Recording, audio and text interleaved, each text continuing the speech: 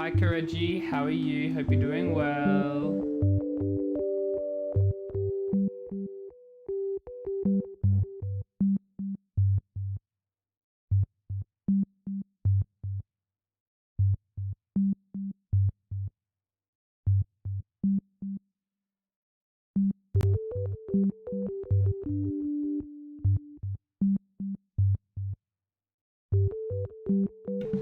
That's good, that's good. I'm taking suggestions for game because I don't know help. Send help.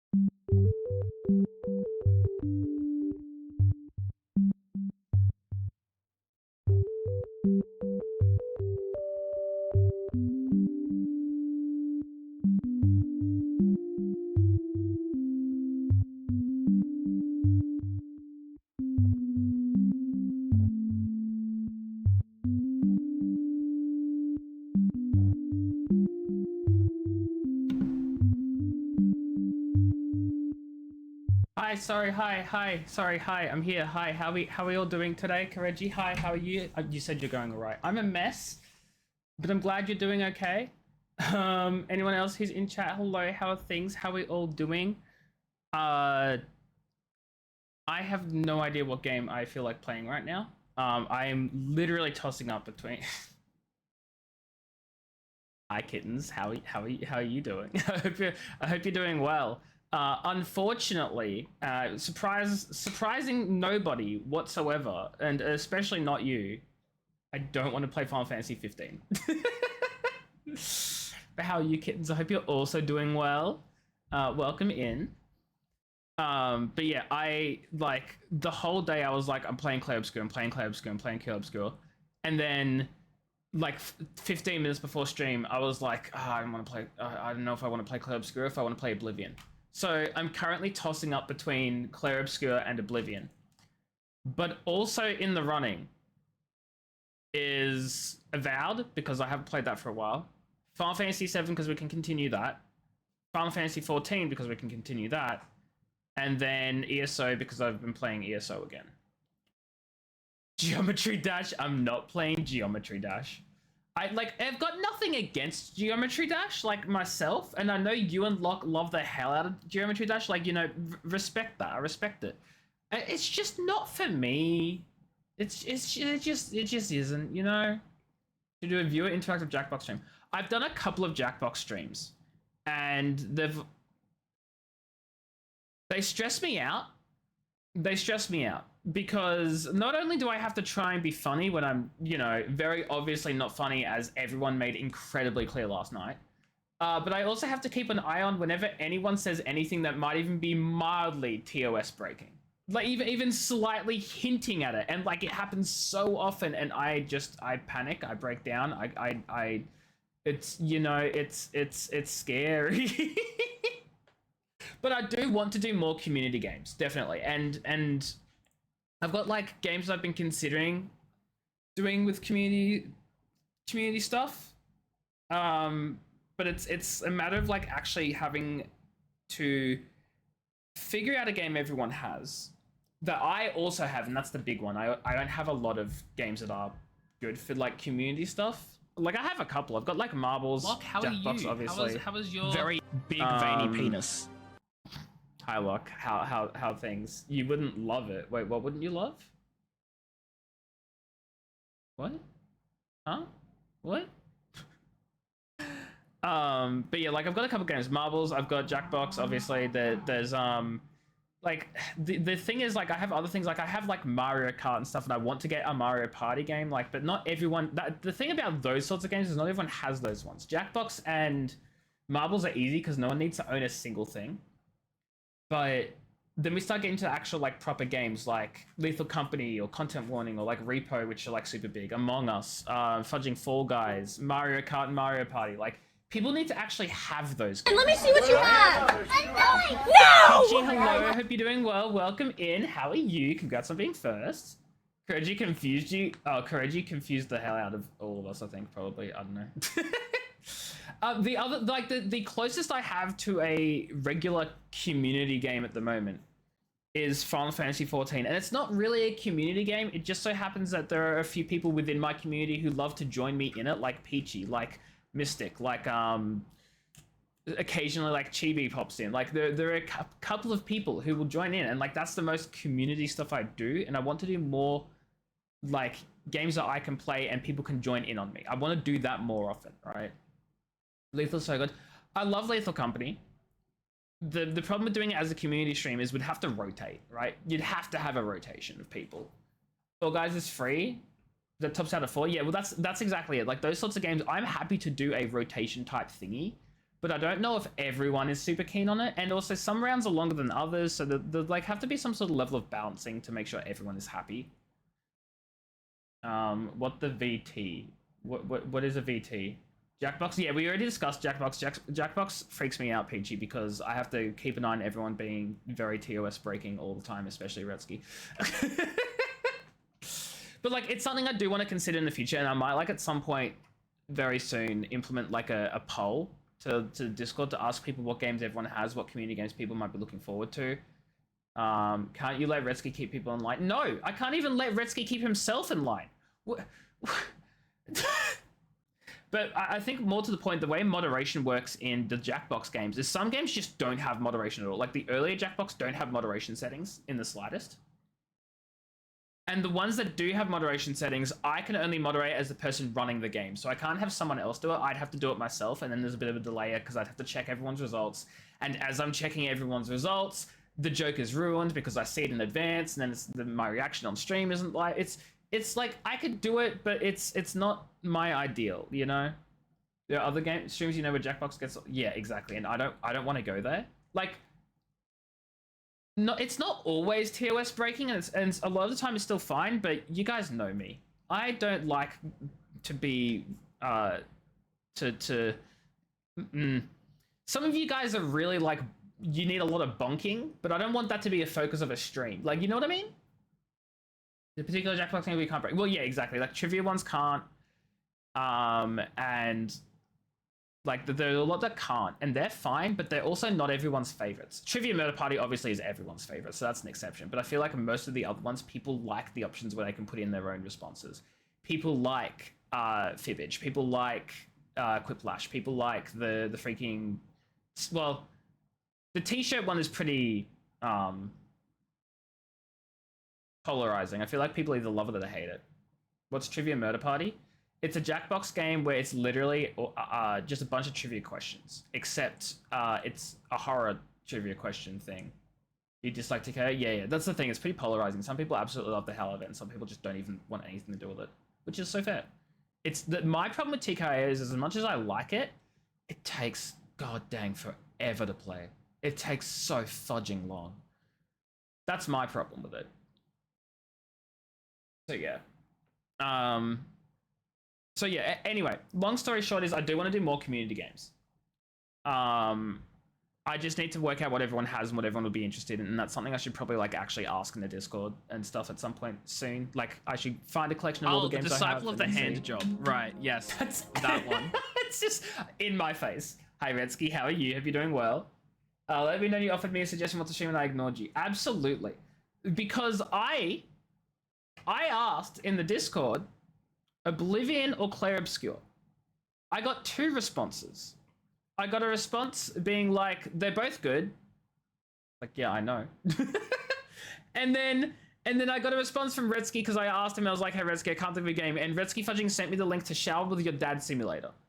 Not only do I not want to play Shower with Your Dad Simulator in any sense of the word ever, but it's also $1 and I'm cheap. So, but no, I'm not playing that. Of course I'm going to reject it. You never play Jackbox stream videos? It's fun. It's a lot of fun. It's so much fun. It's just stressful for me as a streamer. You're not allowed to play Jackbox. You are so not allowed to play Jackbox. Oh, you did? Yeah, look, I did. I understand like very few people even read my Discord and stuff. Especially since I only like sent it like 15 minutes ago. So I get it, but yes, I did. The Murder Hotel Trivia ones are fun and not a TOS. No, yeah, that's exactly what everyone's saying. The Trivia Murder Party one is really fun. Oblivion or Spyro Remastered. I've already played the Spyro Remastered trilogy on stream years ago, and I do not currently have it installed on my PlayStation 5, so I have no reason to want to reinstall it. Oblivion was an option though, so I seem to think you can't be trusted with games that rely on creativity. Redsky, I'm going to say 3 words. I'm probably going to get the 3rd word wrong, but you're going to know exactly what I'm talking about. Fudging 3-leg Larry, okay? That's all I need to say. I tried... It's Terry. It was Terry. Okay, I got the entire thing wrong, but we both knew exactly what it was, which seems to imply that you know the exact reason. You know the exact reason why I don't want to let you play freaking Jackbox. Thank you for the hydrate, Peachy. It wasn't actually like... Really? What gave that away, Redsky? Because that's a surprise to me. Wow, it wasn't a leg? Why do you think you're banned? That literally was the last straw. The one that broke the camel's back. The reason you are banned. And you're like, you know what? I should probably tell AJ it wasn't a leg. I know, I was there. I know what you were doing. Anyway, so yeah, long story short, you said don't... The spirit of the law, not the letter of the law. Oh, by the time I said not to do it, you'd already submitted them. Are we ignoring the fact that I said well in advance earlier in the stream to everyone, and you were there, that I said nothing that will break TOS? That's kind of covered by that. So I have played City Skylines quite a few times. I refused to buy the second one because that one is supposedly a hot mess. And I don't know if they fixed it, but I didn't look into it after it launched because I had no reason to. The original one, I had fun with it, but it wasn't really super my thing. Like, I've revisited it a few times, but it's not really like something I'm like super into. Also, it hard, and I'm bad at city management because I don't know how to manage a city. Fun fact. I'm not in fudging government. Shocking, I know. Having an extra limb mutation is against TOS. It's literally Retsky. We all know what it was. Every single one of us. Twitch would know what it was. Did you know I was looking through the Twitch TOS the other day because friends and I were talking about like Twitch emotes, and some of them were wanting to like have some spicy emotes. And I had to go through the TOS and point out to them that no, they could not have emotes that showed any butts without clothes, because that's against TOS. And you know what else we found out? You can't show hips. You can't show hips. Their hips are banned, including VTuber models. It's Twitch doesn't like hips. It's bad. Why the fudge? I don't know. They're not allowed. Turbo, hello. How are you? Hope you're doing well. Congrats on being second. The first one with all the DLCs is all you need. Wait, the first what? Oh, yeah, no. It's just as I said, it wasn't really super my thing. So yes, there's a second. There's more than just second. You guys don't know how many there are. I put in a lot of effort to put quite a lot of them in, and you guys haven't seen them all yet. Turbo knows. And also, Turbo knows how high I did want to go with it, but I decided that maybe that was too much. There's a third. Congrats on getting third. But yeah, no, Redsky, you can't show hips. It's fudging weird. You might know. Wait, what might you know? Oh, you might. Yes, I'm dumb. You might know the amount of redemptions. Yeah, you do know, because I was talking to you when I did it. House party. That sounds familiar. Is that one with the you do everything in the house and then you die or something? Oh no, that's completely different. What the fudge is this? What is house? What the fudge is it? It says NFSW. Yeah, we're not playing that, Retsy. We are not playing that. Well, oh, I was just thinking of House. I think that's what I was thinking of. The game is literally just called House. No? I don't know what the fudge game I'm playing. Blueprint. It was House. House was the game I was thinking of. Blueprints, actually, is something I have been wanting to try. But it's $45. And I'm going to wait for it to go on sale because I just bought some Life is Strange games on sale. We are not listening to Rutsky anymore. Okay, it's on Xbox Game Pass? You're joking. There's no way it's on Game Pass. Wait, I don't actually see it on Game Pass. What? Blueprints. Oh, there it is. Oh, it just didn't show up as being new. Okay, well, I'll have to install that another time then because my internet poops itself when I download something. Like, it's really good, and like my internet's like 100 megabytes down, and it will download at 100 megabytes down, but everything else will freeze. I can't do anything from downloading a game. It kind of sucks. But that is on my list, and now that I know it's on Game Pass, I know what I'm installing. Who will be fourth? Who will be fourth? Did someone say buy a house? Hi Horizon, how are you? Hope you're doing well. Been there, done that. Gloomhaven be a cool campaign to stream. Gloomhaven. That sounds very D&D like. This looks very D&D like. No, don't load up a fudging Twitch broadcast. I'm streaming. Oh. Ooh.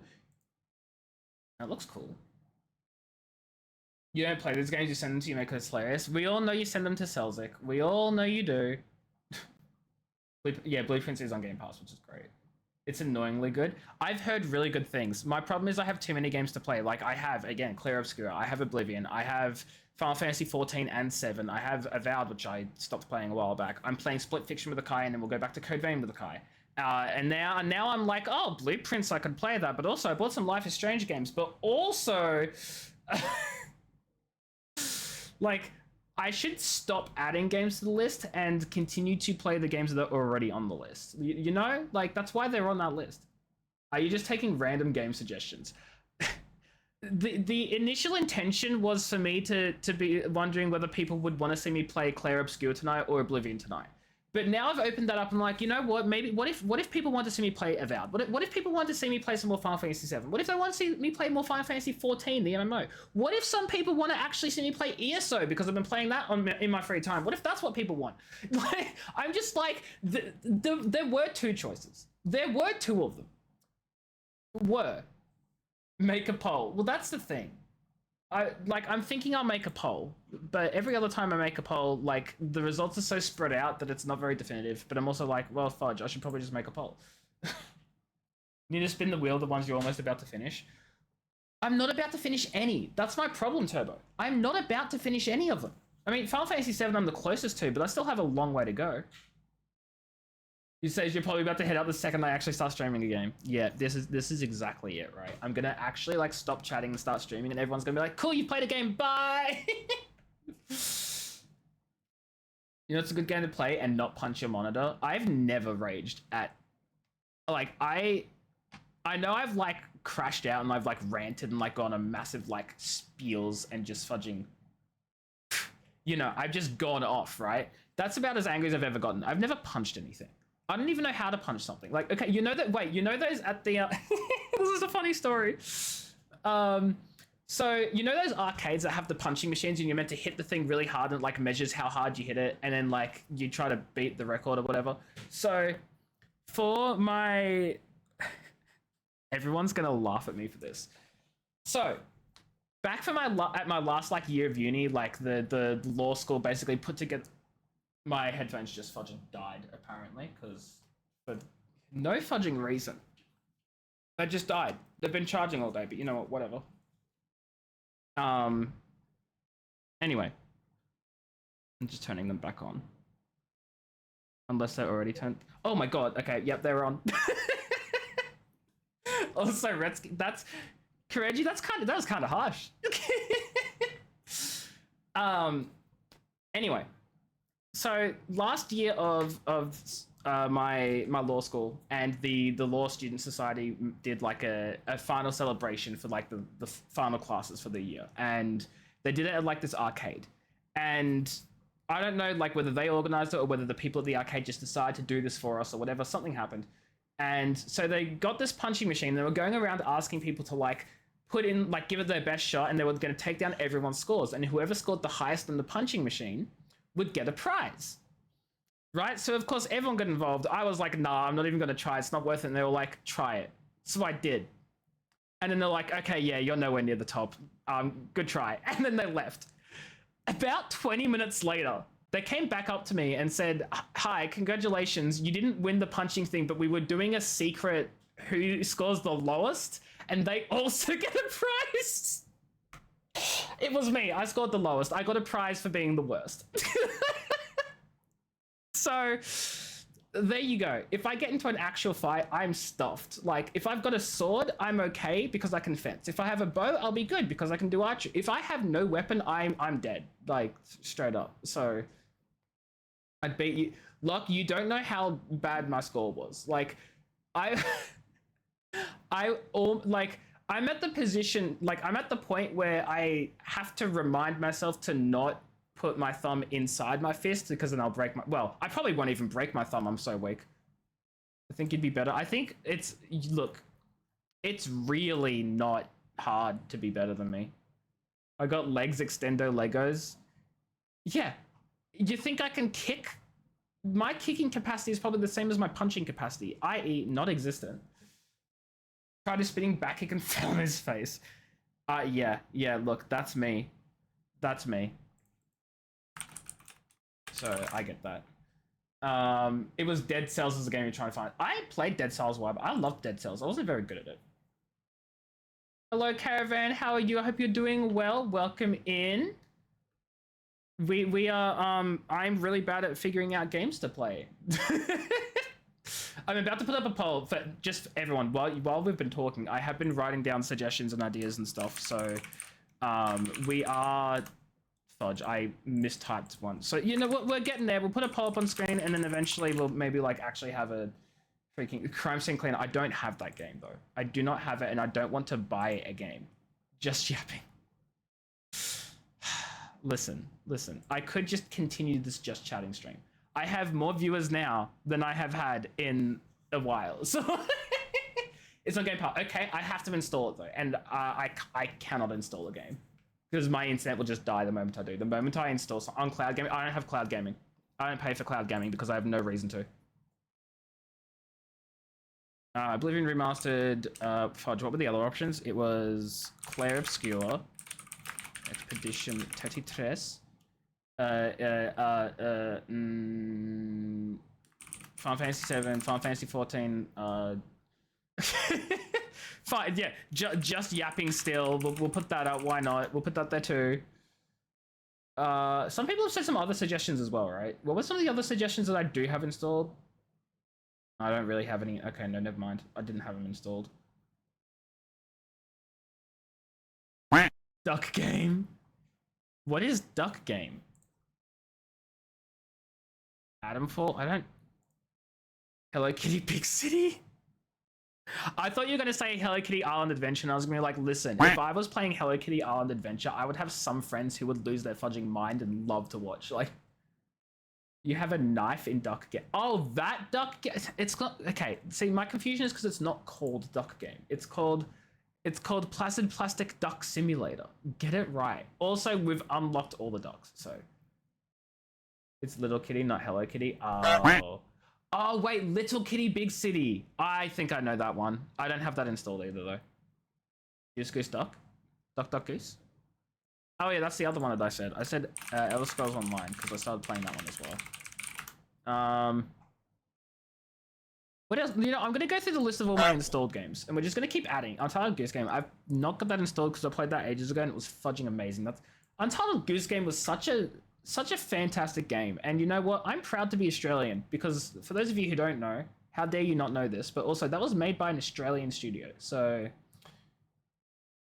That's my family. Not actually my family, but anyway, not the point. It's the same thing, but cat. So was Hollow Knight was Australian too? No way. No way. Actually, that's awesome. I love that. See, we have fantastic devs here in Australia. We do. I promise. I don't know who they are, but they exist. Okay, what else is on the list? We've got Clabsgood, Dragon Age, I guess. I don't really want to put that there because I don't want to play Dragon Age. Team Cherry is based in Adelaide. So that's why I didn't know about them, because fudge Adelaide. Adelaide sucks, no one likes Adelaide.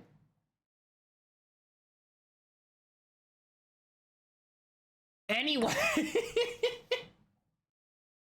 No, okay, so it's sort of like an ongoing inside joke among Australians that nothing happens in Adelaide. Like, at all. Like, Adelaide is, it's just... And I've been to Adelaide a couple of times. If there's not, like, a convention or some sort of, like, event going on, there's nothing there. Like, obviously, it's a city, it has its usual city things and stuff, but you know what else has its usual city things? Every other city in Australia.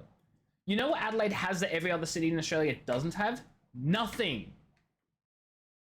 Like, literally, it actually has nothing. You go there, it's just empty. There are no people that you know, because it's empty. It has okay, fine. It has its one claim to fame is the development team of Hollow Knight and Silksong are there, and you know what? That's something for a lot of people because Silksong is real. Sounding awfully bigoted. No, it's just there's just nothing to do in Adelaide. That's really it. That's the summary of the situation, is that there's just nothing to do there that you can't do anywhere else unless there's a convention on. So you go there for the convention and then you just leave. Well, convention, concert, like whatever. I obviously don't care about concerts because I don't listen to music, but you know, same idea, same concept. So no, I've got nothing against the people there. It's just there's nothing there. It's not bigoted. It's just an experience that I have experienced from having. Wait, no, hang on. No, I need to reword that because that's also really bad. You know what? There's just nothing. That's it. I'm not gonna dig my hole any further. I'm not gonna justify myself. I feel like I've explained enough as much as I have to. That's it. Also, I actually have so many games installed that are on my list of games to stream. There's Fields of Mystria there. I guess I could add Fields of Mystria. There are like 8 games on this list. Well, 7 games and just yapping on this list. And I'm still adding to it. SWOTOR. I don't have an active SWOTOR sub because I've not wanted to play it in a very long time. I kind of lost my enjoyment for SWOTOR simply because I finished the base game storylines for every single class. Got Legendary, which is basically like the thing that says, hey, look, you did them all. And then I moved on to like the first expansion. And I just wasn't feeling it. And I think that's mostly because I don't have the opportunity to jump around back and forth between all the different classes. And I didn't really like feel connected with any of the classes except the Jedi Knight class. And I've played so much Jedi Knight. Like, I love them and they're my favorite class, but I played so much of them. And I just haven't wanted to go back, so I unsubscribed. Yeah, I know. I know you love Rogue Sherlock, but Rogue Story is pretty much over because we finished her class story, and if we wanted to continue, it would just be DLC, which might be fun to do. My problem is I actually just didn't like Rogsh's class. I'm going to be honest. I love the character. I love the storyline. I loved it because everyone on stream was having an absolute blast playing the game. So that's why I kept playing it. But my problem is I didn't enjoy the actual class itself. Like the mechanics, the abilities, the rotation, the gameplay. I didn't like it. And it was a pain to keep going on with. You know what I mean? Which is really unfortunate. And I hate it when games do that. Like, as I said, I've been playing ESO recently, and I've been playing a class that I'm not, like, super keen on. And this is why I like Final Fantasy XIV a lot. Because if I'm not feeling a class, I can swap, and I don't miss any story progress. I don't have to make a new character and start from scratch. I don't have to deal with any of that. It's the same character. World of Warcraft is like a close second there, because even if I don't like the class I'm playing with World of Warcraft, you don't have to replay the entire fudging game. You just make a new class. It's so fast to get to max level in World of Warcraft. It's like stupid how fast it is. And also, the game is very friendly for making alternate characters. Like, people expect to jump back and forth all the time with it, right? So switch armor and accessories. Like, that's exactly it. And like, the reason I'm sticking with ESO, even though I'm not really feeling the class, is I can't change the class itself, but you can change pretty much everything else. You can still swap between tank, healer, DPS. You can actually swap the weapons you use. Like right now I'm a spellcaster with like a staff, but I could swap to like a two-hander or a bow wielder or like a skeleton shield or like dual wielding. Like you can just swap that even if your class is the same. Like that's why I still stick with it, because you can still swap a large amount of your build even if you don't like the class. But with SWTOR, every class plays like you have to restart the whole goddamn thing. Like, and that's a lot to go through every time. And if I've already played every single story, I don't want to have to replay a story for the exact same class, because the classes and stories are tied together, mind you, for the most part, more or less. Not so much anymore, actually. I take that back. My point is, I'm not feeling SWTOR. And that was like a 4-minute discussion that did not need to be had. I could have just said no. Instead, I crushed your dreams. And I'm so sorry to do that to you, Locke. I appreciate your input. And you know what? It was a reasonable suggestion. It's a game I've played. It's a game I've enjoyed. It's a game I really like. You've given me the most reasonable suggestion thus far. Free rant. I wouldn't even call it a rant. Like, a rant is when I'm like angry at something, or if I get like super excited. I love Beth. Fudge, that was loud. Hi Beth, how are you? I hope you're doing well. I will be streaming tomorrow. That is correct. Why do you ask? How are things? Welcome into... I can't figure out what fudging dumb game I want to play because I'm a dummy. Do you have any input? I'm nearing the end of my game list, by the way, because tomorrow's a special day. Yes. Oh, okay. Yes. So here's the unfortunate news, Beth. I will be streaming tomorrow, but it won't be a special longer stream or anything, because I'm spending half of the day doing Mother's Day things, because it's also Mother's Day tomorrow. So I'll get home after Mother's Day. I'll have to do chores and stuff to prepare for the week. And then stream will be at probably the normal time. So yeah, tomorrow is a special day, but oh boy, am I not doing anything special on stream for it, and that kind of sucks. So the special stream will be next week. I don't know when next week. Oh, it'll probably be Sunday. It'll have to be Sunday. Depressing. It's so sad. It's so upsetting. I know. For those of you who don't know, the reason Beth brought it up is because tomorrow's my birthday. I wasn't gonna say anything, but it's Beth's fault. A week later birthday stream. Yeah. Exactly. It'll be a week later. Rude. No, it's okay. I appreciate you for asking and for wanting to do something, or to check to see if I'm doing something special. You know what I'm trying to say. You always dox me. You've never doxed me. I wouldn't consider like announcing a birthday as a dox.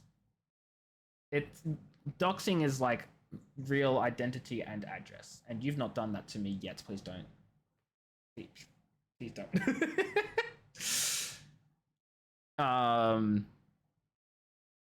But yeah, no, I do want to do something. I just need to think of what I'm doing. You've given hints about my address.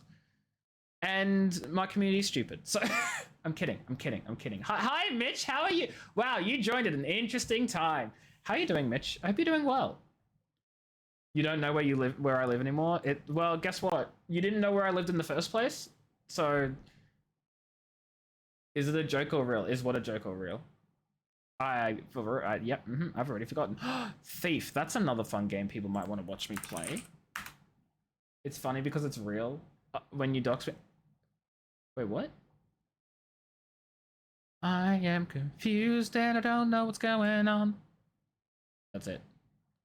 Well, okay, chat, we've gone through the entire list of every single game I have installed and the games that I could play right now. I'm Batman. Hey, Beth, how about you shut up, okay? No one knows that I'm Batman, so let's... sorry, that you're Batman. And if you're Batman, then what does that make me, okay? We leave it there so that people don't know who's Batman and who's Robin and, like, where the Batcave is, right? We don't... When you're playing some Batman game, I was, in fact, playing, Batman Origins, I think, was what I got up to. You're Batman taxed. What does that even mean, Peachy? What does that even mean?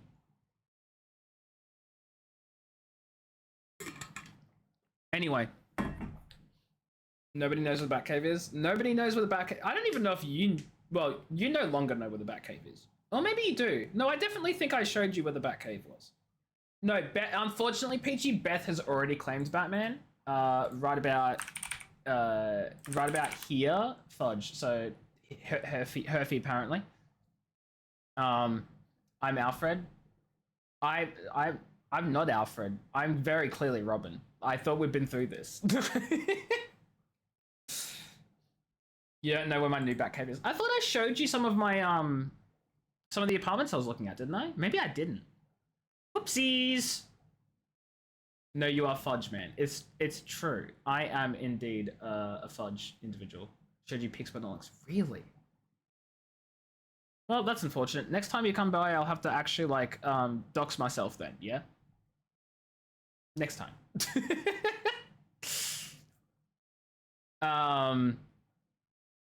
You sent entire links, and guess what? I've completely forgotten everything. Everything. Because I don't want to dox you.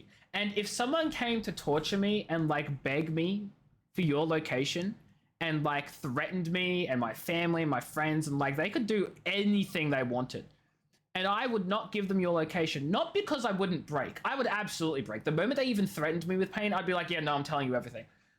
I can't tell them because I don't know. You see? Your American friends remembered and sent you things? Oh my god. I love that. Meanwhile, I say meanwhile, but like every so often I'll get like a message from some of my friends being like, hey, where does everyone live again? What's everyone's addresses? And I'm immediately just like squinting suspiciously like, why do you want to know, huh? What are you sending me? What are you doing? What mail are you giving us? Hey? How much is the postage? Like, we just know. Yeah, exactly.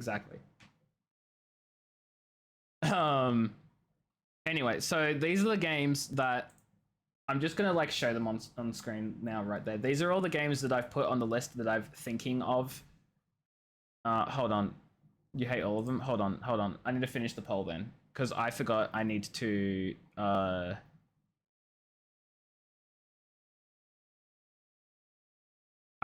change the settings. Users can vote for... No!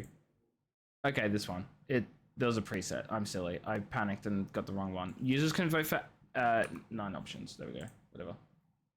About Swotop, we're not playing... Mitch, were you here when I did that 4-minute rant to Locke about why I'm not going to play Swotop? Because I'm not repeating it again.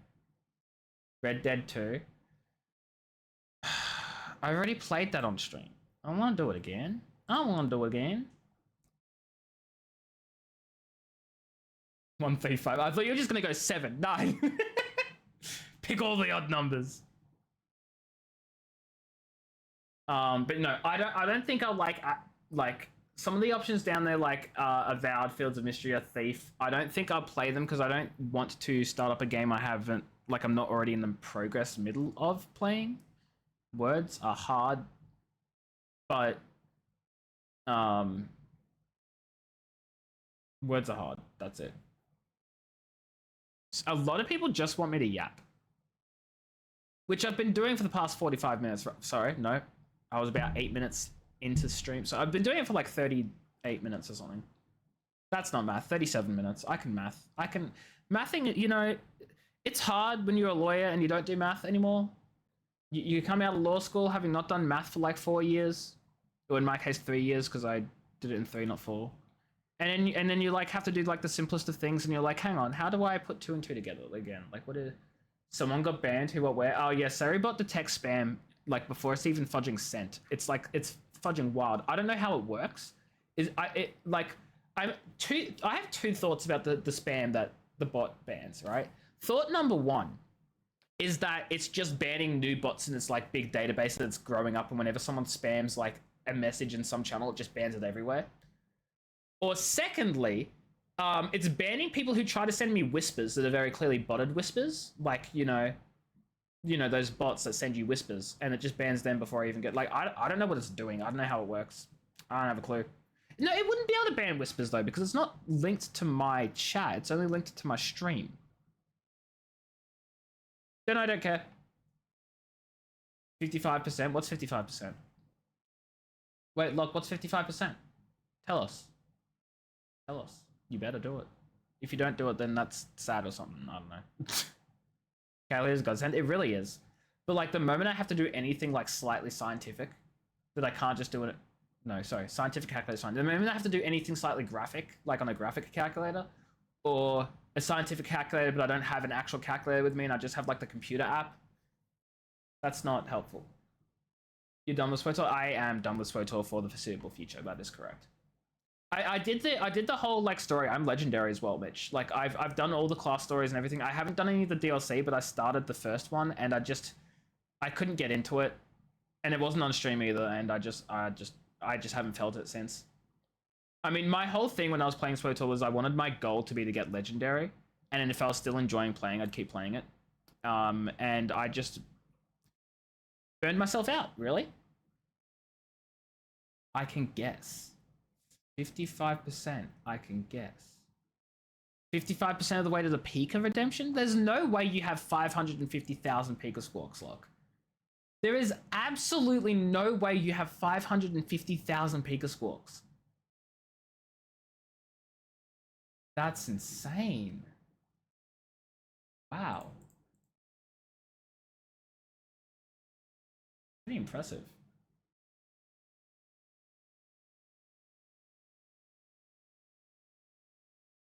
I just realized as well, really silly like, this poll does not need to be in the overlay. That's silly. Okay, well.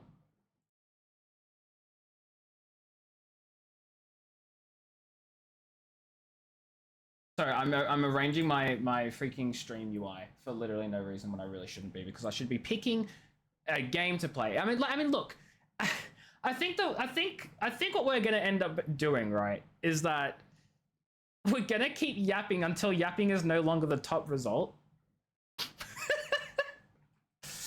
That'll not stop you from making the joke. No, I get that, Mitch. However, you haven't made the joke in quite a while. Actually, how long has it been since you've made the joke? Let's check chat.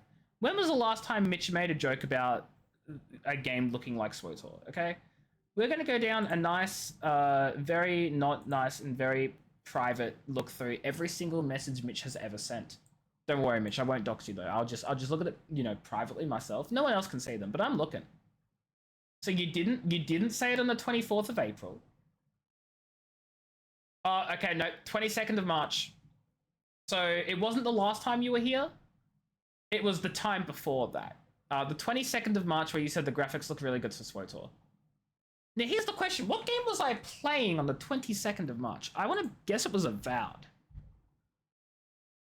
Chat, do you have any guesses what game I was playing on the fudging 22nd of March?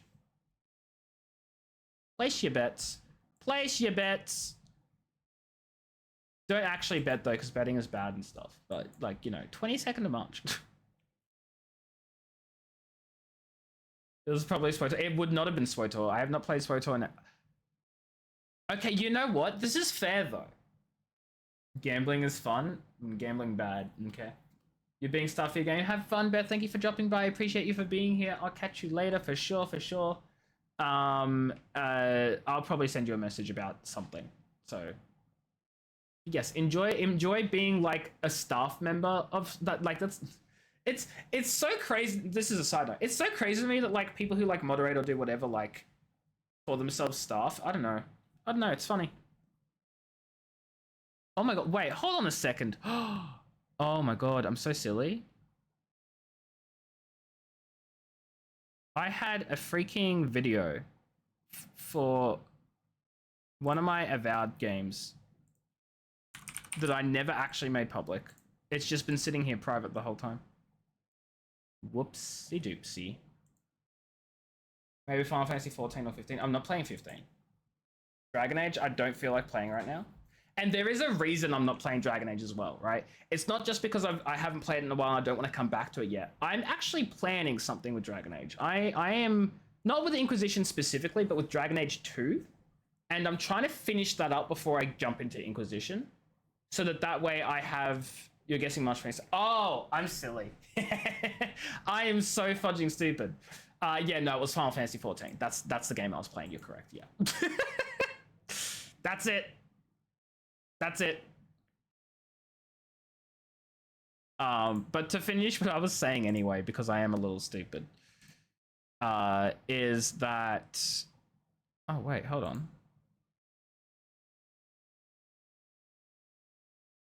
No, this I do want to be private. That's so weird. It was a Saturday. Was it? March 22nd? Oh, right, of course, because I couldn't stream that Friday, so I did Final Fantasy on the Saturday instead. That's right. Man, that was 2 months ago. That's wild. That's crazy. That's so fudging crazy.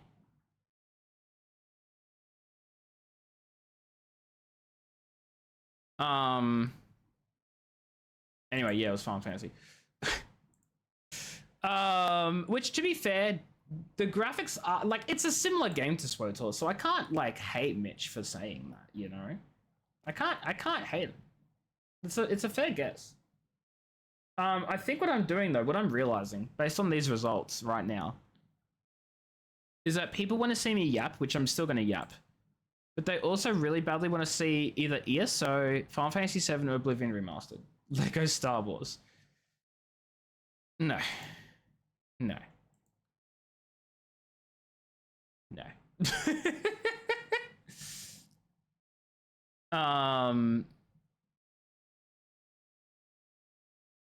6. I ended the poll. I ended the poll.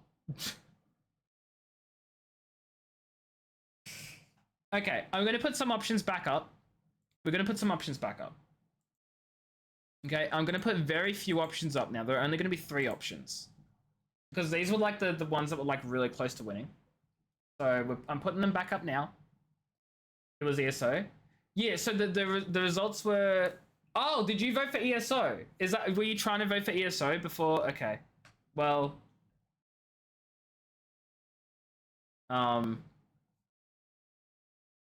Polls back. You could vote for ESO again. That'll be crazy and wild and stuff. Like you could. Well, anyway, 1-3. Oblivion Remastered. Oh, anyway, ESO. Hold. I just realized something. Lock and Kareji right now. Lock and Kareji right now. Buddies, pals, friends, roommates. You guys are absolutely just like. You're conspiring, aren't you? You're voting for... I've noticed this. You're voting for the same things. You're voting for the same things. You are 4th. Congrats, Mitch, for being 4th. Welcome to the... welcome to the... You've been here the whole time, but you're 4th now. Congrats. Yeah, I was going to say, Kareji, you two are conspiring. You're just picking the same options. You're just picking the same ones. And, like, that's so valid. That's so valid. I'm not going to attack that. That's fair. That's fair. Well, what we're going to do, I have an ad in 5 minutes, so I'm not going to run the ad now, but what I'm saying is that I think once the ad starts, we're gonna keep this poll up until the ad's over, and then I'll just pick whatever fudging game is I feel like playing. It might just be me mucking about in Elder Scrolls Online. You can't vote for the same thing twice. Shaking my head. It might just be mucking about with my own like Elder Scrolls Online like character rather than playing the one I started like ages ago. And you unvote. You cannot unvote. No, once you have cast your vote has been cast. You must live with the consequences of your actions. Which number? You vote for whichever one you want to see me play, Mitch. Do you want -1 from 3? So what I'm hearing, Locke, is you don't want to vote for one anymore. You just want to be voting for ESO. Is that it? And if you just want to be voting for ESO, then that means Kareji just wants to be voting for ESO. And Kareji, you just voted for the second option. Congratulations. No, the other way around. Wait. So, okay, so you want me to play Oblivion, not ESO? Is that right? Yes. Okay.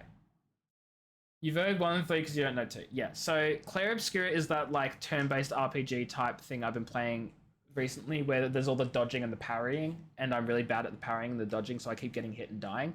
That's Clair Obscura. What do you mean, wait, what? Oops. You vote 2 to tie things up. Well, you see, Kareji accidentally voted for 2. You're telling Mitch to vote 2. Okay, so what that basically is there's 2 votes for 1, a vote for 2, and a vote for 3. Because Kareji accidentally voted for 2, and then Locke wanted to get rid of the ESO vote, so it should be 2-1-1. Yeah, you uncast. Yeah. So it should be 2-1-1. It should be Oblivion. Yeah. Okay. So essentially, what I'm getting from this is we're gonna fudging swap to Oblivion. There we go. Look, oh my god, they're all a tie, except actually no, we're playing Oblivion. And you know what sucks too, guys? You know what's so funny? I could have been playing Oblivion for an hour because I literally before stream I was like, I think I want to play Oblivion instead, but I'm gonna ask chat what they think because maybe they'll have an opinion on it. I found my opinion. It was Oblivion. Retsuki's not going to come in here and tie to vote. No, Retsuki's not going to come in and tie to vote, which is fine. What I'm going to do, though, is I'm going to really quickly have a drink.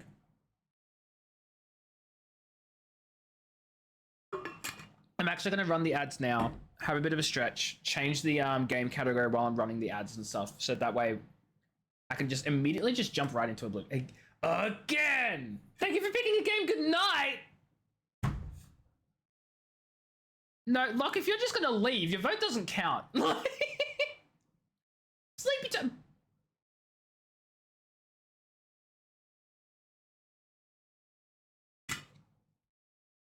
I cannot believe the both of you. Don't look at you. I will look at the both of you like this. Like literally, the whole point. Look, Mitch, you going to? Are you all just leaving me? You're just leaving me right now? Making me fudging, putting in all your votes to pick games. The moment I pick a game, I was the only one to play Oblivion. I did. Play what Mitch wants, but Mitch said goodnight too. Unless Mitch was just saying goodnight to both of you, which is also possible. You know what I might just do? To be completely perfectly honest with everyone, I might just load up ESO for the sole purpose of I'm already like an hour into my stream. No one knows what game I'm going to be playing. I could load up Oblivion and people would have missed out because I didn't know I was going to play Oblivion. I might load up like Clair Obscura and people would miss out because they didn't know I was going to play that. I could load up like literally anything and no one would, like people would miss out in the storyline that they're watching. ESO has not been a game I've been streaming here, so like there's no story someone could miss. I could still play SWTOR. No, as I said before, not only do I not have SWTOR installed, correct, I do. Not only do I not have SWTOR installed, but I don't have an active subscription. And I don't want to pay for a subscription, and nor do I want to be a free player because free players get too many limitations. And I'll lose so many credits. You know how many credits will go in escrow if I go fudging free to play? Several million? I don't want that. I'm good, actually, thank you. So I'll just play ESO. I'm not playing Minesweeper. If you guys want to see Minesweeper, if you guys want to see some Minesweeper gameplay, I don't think they're like streaming now, but like Saluna does like Minesweeper every single Monday. You guys want to see some fudging Minesweeper? Go check out one of my best friends. One of my best friends. I've known Saluna since uni, so go watch them for some fudging Minesweeper. You know, like don't come to me. Don't come to me. I'm not the Minesweeper player. Flens, yeah. Saluna is one of my best friends. Okay, no, they aren't streaming now. I had to double check because I was like, they said they might have, they were thinking about streaming today, but I guess they didn't. But if you want to see me struggle on Minesweeper, you won't see me struggle on Minesweeper. I'm actually quite okay at Minesweeper. I know how to play. I know the theory. I know I'm pretty good at it. I don't play as much as Saluna. Saluna is probably better than I am for sure, but I don't struggle with Minesweeper. I know how it works. I'm okay. I'm okay with Minesweeper. What do you mean, huh?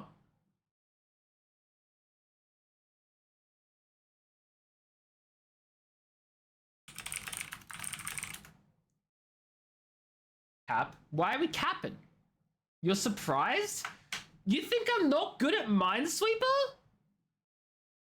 The only thing I can't do in Minesweeper is guarantee I'll win a 50-50. But like, you need to have a fudging superpower to do that. Like, that's not something that anyone can do. That's why I call it a 50-50. I know how to play Minesweeper. Do I know all the ins and outs about the best strategies to like, you know, get the most efficient run? Like, no. God, no. I can barely do basic arithmetic. Okay, look, here's where I gotta admit something to you, right? I did a lot of math in school and with my first university degree.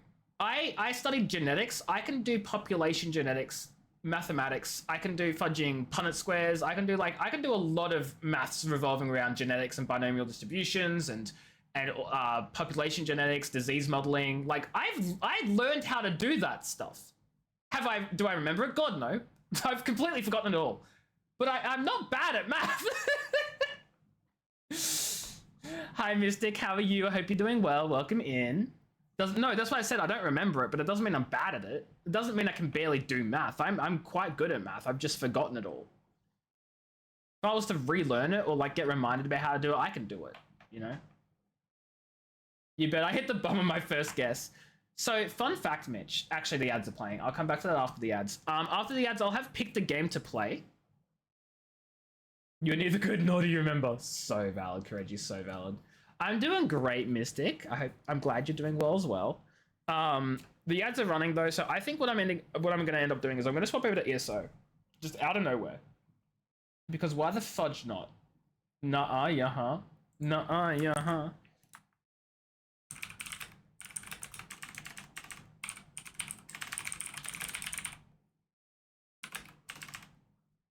And then Elder Scrolls Online. There we go. Okay. Change my stream title. I'll be back in a couple of minutes once the ads are over. So don't go anywhere. Although I know Courage and Locke are absolutely going to go somewhere. So if you're not here by the time I get back, thank you for dropping by. I appreciate you both for hanging out. Have yourselves a fantastic, wonderful night. Otherwise, I'll see you again in like a few minutes. So be back soon, friends.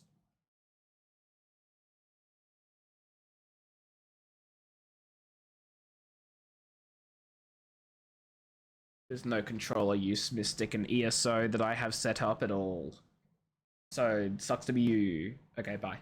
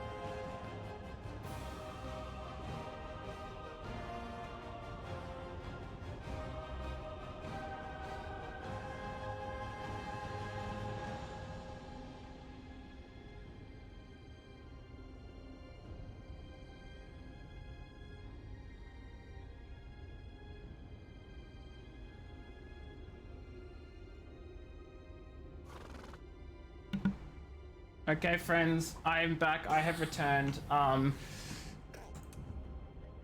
hope everyone's doing okay. Mystic, hi. Again. I don't know if you heard me in the ad, but I was saying that this game doesn't have... Well, I haven't set up controller support at all, and I have no idea how it works. Like, I don't even know how it works at all. So, like, please don't. I don't have a single clue how the controller works in this game, okay? Leave me alone. Mitch, though. Mitch. I don't know if you're still here, but in response to your message about, like, I hit the bomb at the first guess in Minesweeper. So, fun fact.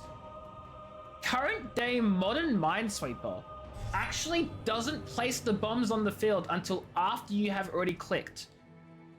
Which means that you cannot hit the bomb on your first click anymore, because your first click is a guaranteed safe space from the bombs. So the more you know. Unless you're trying to say that I'd still find a way to blow up on the first click, which is like, that's very rude of you. What is this? Oh, okay, no, that's an add-on I have. Okay. So, it's very true though. Wow. You didn't leave just so you could insult me one more time.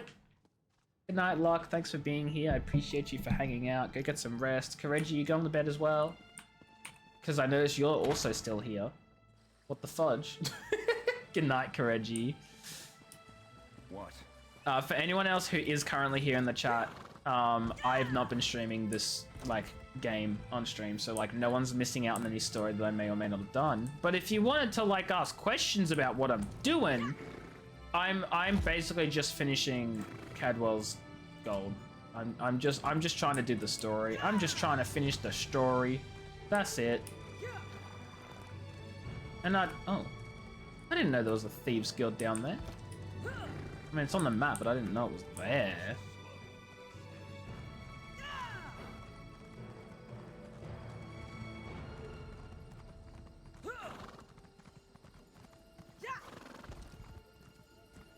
Oh my god. Why is there so much lag, chat? I'm lagging.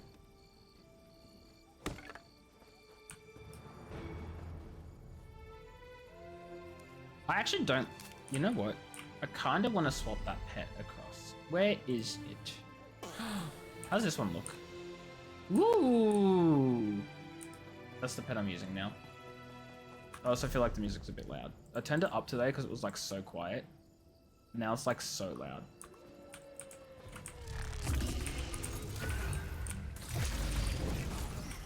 Oh, that wolf had like no health. Now I feel sort of bad. I feel like I bullied the wolf.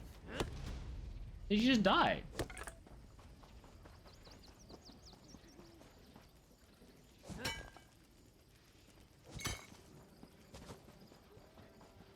Okay, if I do mine 5 more things, I get this little rewardy thing. I finished the mission. And then we're all happy at the end.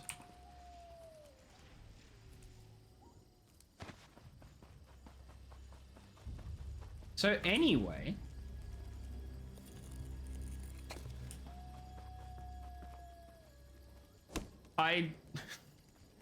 So, okay. Do you guys ever do that thing where you, like, want to talk and, like, say something to talk about, but you actually don't have anything, so you hope that you can sort of, like, make your brain think of something by saying so anyway, or, like, leading into something, so that way your brain does that thing where they thinks that they need to come up with something to talk about, and then it works, so you have something to talk about?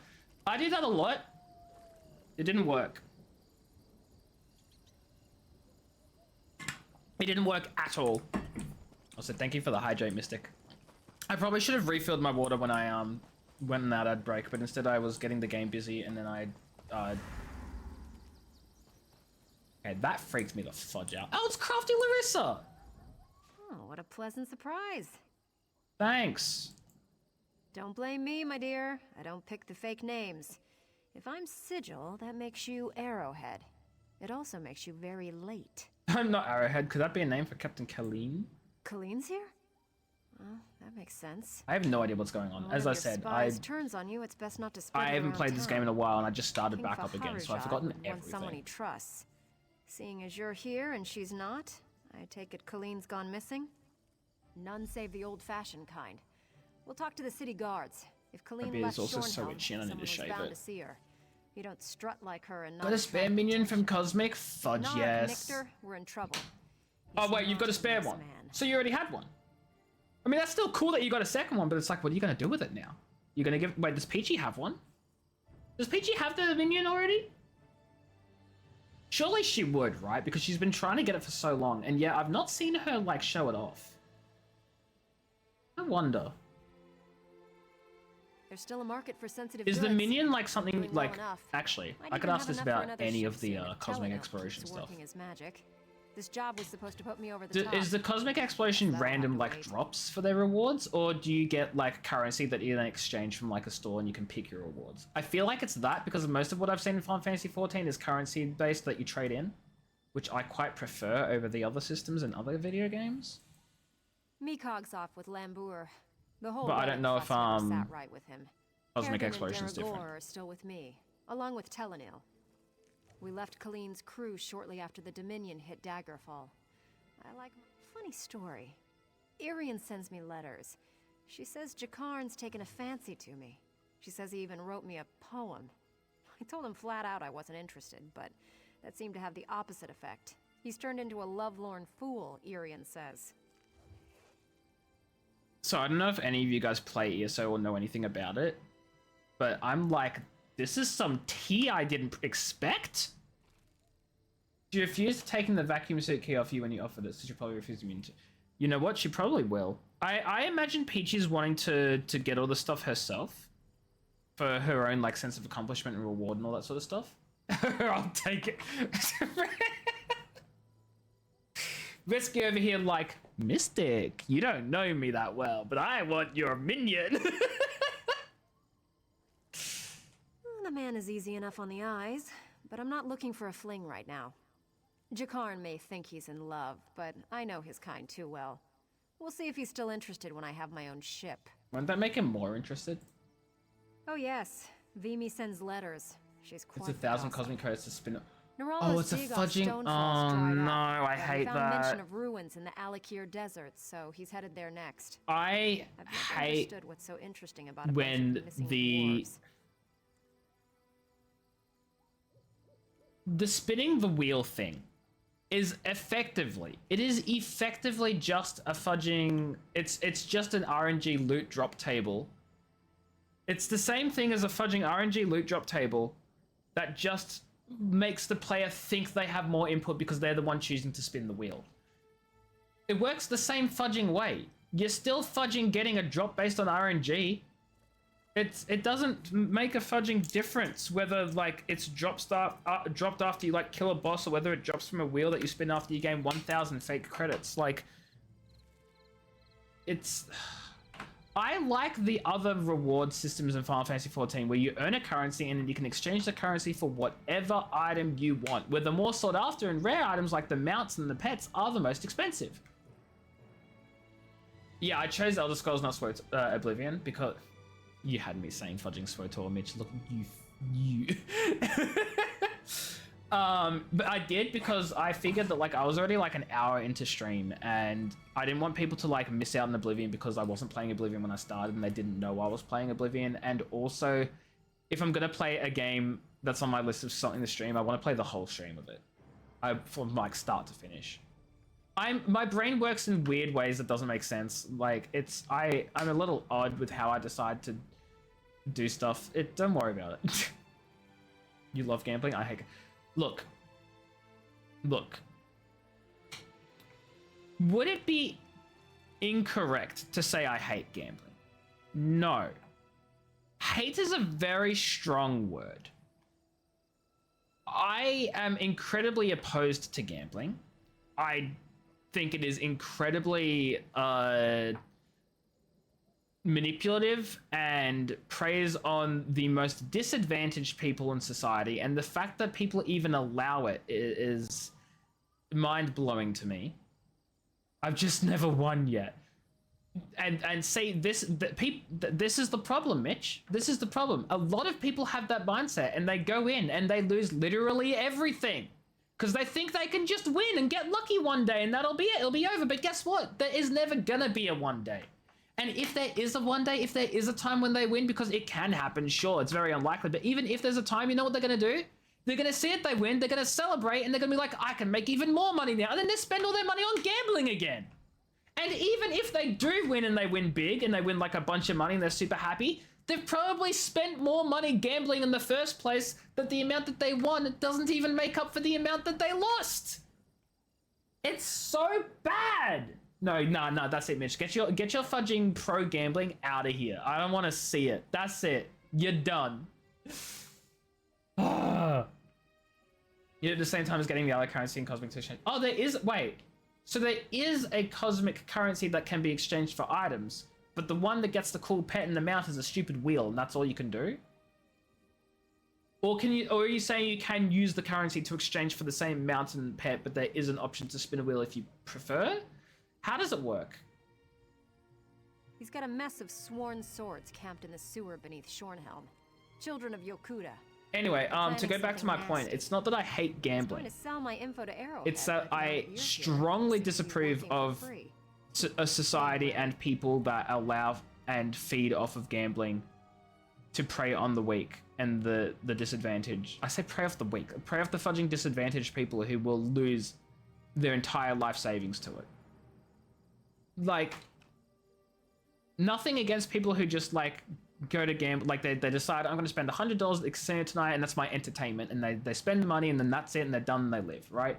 Like when you see it as like a method of entertainment and you go in with like a fixed very low cost to just have fun and you're doing it for fun, you don't care if you win or lose, it's just there as like a night out as an enjoyment thing, that's okay, that's different. The problem is most people don't do that. They don't. My thoughts on loot boxes, exact same as gambling. The exact same thought I have on that. It's an absolute toxic manipulative system that it is no different from gambling. It is the same thing as gambling. It's the same thing as gambling. I don't see any distinction to be made between the two. They're the same. And I will die on that hill. I didn't even care about the people who are like, oh, but Overwatch loot boxes are a really good mechanic. No. The loot boxes were a trash mechanic. The good mechanic was the fact that you got rewarded for free a lot of the time. Every time you leveled, every time you did certain event quests and stuff. The really good thing was how frequent it was and that you did get rewarded very well. An undead werewolf took over Camelot. But gambling is horrible. How about Pokemon? What do you mean about? What do you mean? There was a bug and I killed it. There was that same bug I've been chasing for weeks. I hope it's the only one. What do you mean Pokemon? What about Pokemon? Wonderful day for a blood fiend attack. What can I do for you, citizen? Excuse? I did see a woman like that. Hard to miss her. That's not gambling. Like she owned the place. And there's no, that's not gambling. There's a very key difference about that one, Mitch. You are not spending anything. It is RNG, it is chance, it is a random number generator, but it is not gambling because you are not spending money with the hopes of getting something of value out of it. It is just a random encounter. There is no, you don't put in $1 every time to spin the wheel to see if your Pokemon is a shiny or not. That's not how that works. It's very different. Very, very different. They headed into Shornhelm. Didn't watch them after that. My eyes stay on the roads nowadays. Never know when a blood fiend will want to. Just because something has a random end result doesn't mean it's gambling. The key fact is it has to cost something to enter into it. With all the recent trouble, these streets aren't the guy's lost his eye. You should be careful and keep a hand on your gold pouch. Did you see a couple come through recently? The woman had a flower in her hair. I did see a couple now that I think of it. Don't see too many red guards in Shornhelm. Well, wait, the eastern road. This way's the eastern road. I know my directions. Oh, shoot, hold on. I just realized. I completed this task, so I can mark it off. I'll pin that one now.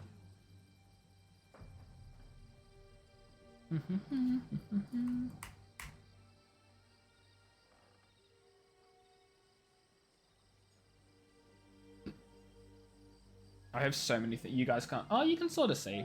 I know I'm in the way a little bit. Earn 5 ranks in the skill line.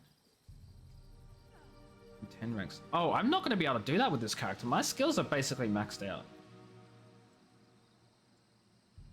Well, basically, more or less. Like, look at these skill lines. They're all like maxed. I'm not getting any skill line experience for like half of these.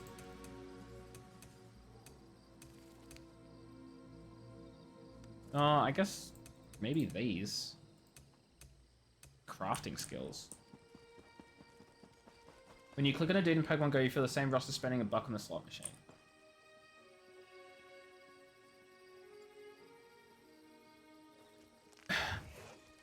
Okay, so here's the thing, Mitch. What you are misunderstanding there, and this is not an attack on you. This is why gambling is so effective. Is gambling relies on and incredibly manipulates the reward pathways in your brain. It relies on the fact that when you see something really exciting or there's a chance of getting something good and you get like a flashing reward system, like if you are like really like rewarded for getting something, that's your brain sending out dopamine, serotonin, like you're getting like super excited. So when you click on something in Pokemon Go and you're getting excited to get a shiny, that's because your brain is anticipating a reward and it's getting excited for it. That's perfectly natural. That happens every single day of our lives for everything. It happens if you see your crush in the hallway. It happens if you get a really good mark on your test. It happens when you get a raise at work. Like that's how the human body works. That's just our neurological system, right? That's natural. The reason gambling is bad is because it heavily relies on that mechanic and then it goes over the top. Gambling machines have like flashing lights and patterns and do crazy sounds when you win, and they do that. Every single part and aspect of a design of a gambling machine or a loot box opening or like any of that stuff is specifically designed to trigger those same reactions in your brain. So the reason why gambling is bad is not because it's giving you that reward feedback loop. That's probably another discussion I can go into about, you know, abusing a feedback loop. That's something else. But the reason gambling specifically is bad is because it asks for payment like before you even go into it, before you even know that you're going to win anything at all, and most of the time you won't, because your brain has anticipated a reward already, or that you're going to get a reward, or you get excited about an award. And the problem with it is it's addictive as fudge. It is one of the most addictive things in the world is dopamine. So when gambling machines and casinos and stuff go over the fudging top as hard as they can to like set up that dopamine reward pathway in your brain and then ask you to spend thousands of dollars on their machines in the hopes that you'll get that reward because that's what they're training you to do, that's the manipulation tactic. That's where it is targeting people who have addictive tendencies, who have problems with their regulation. That's why gambling is bad. And not from a if you gamble you're horrible, but from a society that like heavily encourages, or like a corporation that heavily encourages it, or a fudging video game publisher that puts loot boxes mechanics in their video. That's why it's bad, because they are targeting people who have addictive tendencies, which is why I despise it so much. So you wanting to get a shiny in Pokemon and getting super excited when you play Pokemon Go because you want to throw a Pokeball and catch a shiny, that's okay. That's normal. That's just the feedback loop in our brain. That happens with everything. It's not gambling to want to throw a Pokeball at a Pokemon that you found in Pokemon Go because you might get a shiny. That's fine, as long as it's not becoming addictive and it's taking over the rest of your life and you don't want to do anything else and you put aside all your responsibilities to play a video game all day. That's, again, separate issue. But there's no gambling there. That's what I'm trying to get at.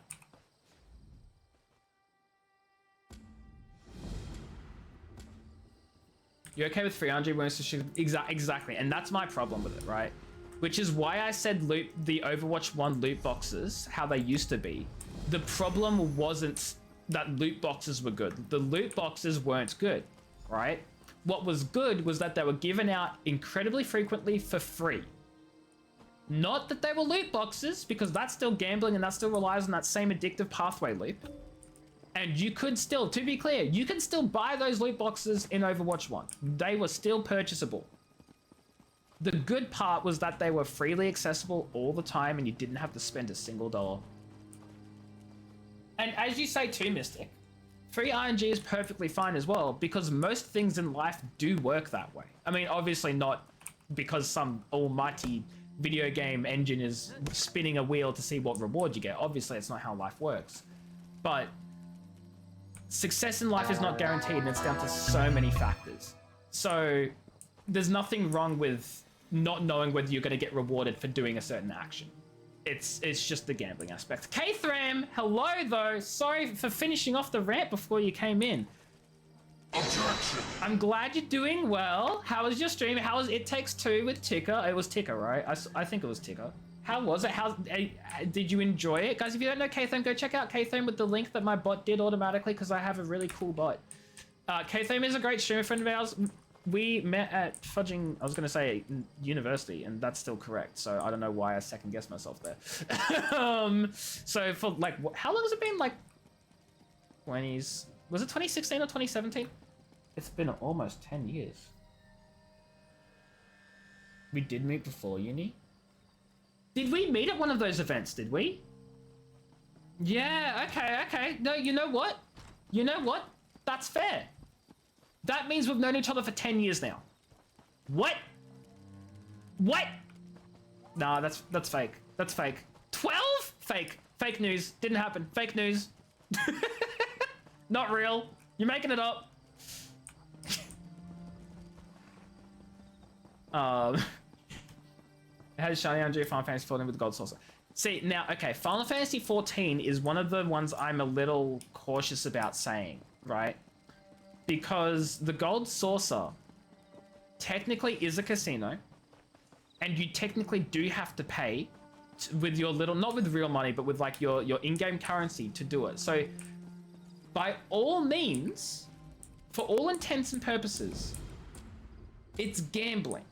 However, the confusing thing about it is that it's distinctly different from gambling, because every single result in that Gold Saucer is a guaranteed profit. The lowest reward you can get from spending money in it is more than you have spent. It's 10, for example, it's 10 MGP to buy a lotto ticket essentially thing, or a scratchy. It's a scratchy. It's 10 currency to buy a scratchy, and the lowest reward you can get is like 50 or something like that.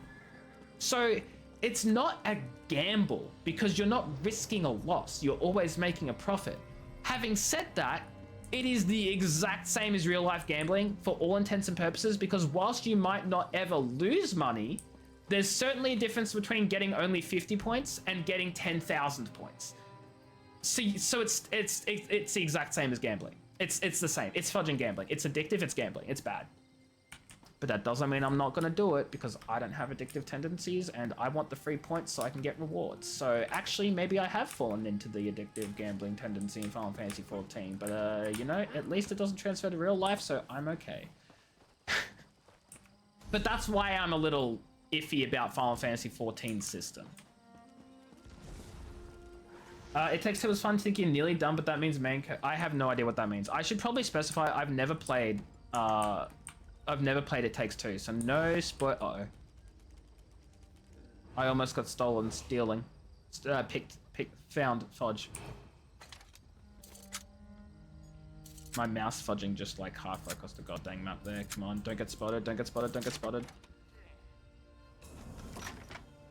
Ha! Stolen without being detected. I'm so good. You killed the queen, you were smiling laughing gleefully the whole time. No. I've never played It Takes Two. It's next on the list. It's next on the list. I have not played it yet, you spoiler. No, yeah, I just... Kai just asked me to play Split Fiction first. So we just did. And because the games aren't related, I felt no need to play them in order. I've also completely lost track of where I'm going. This way.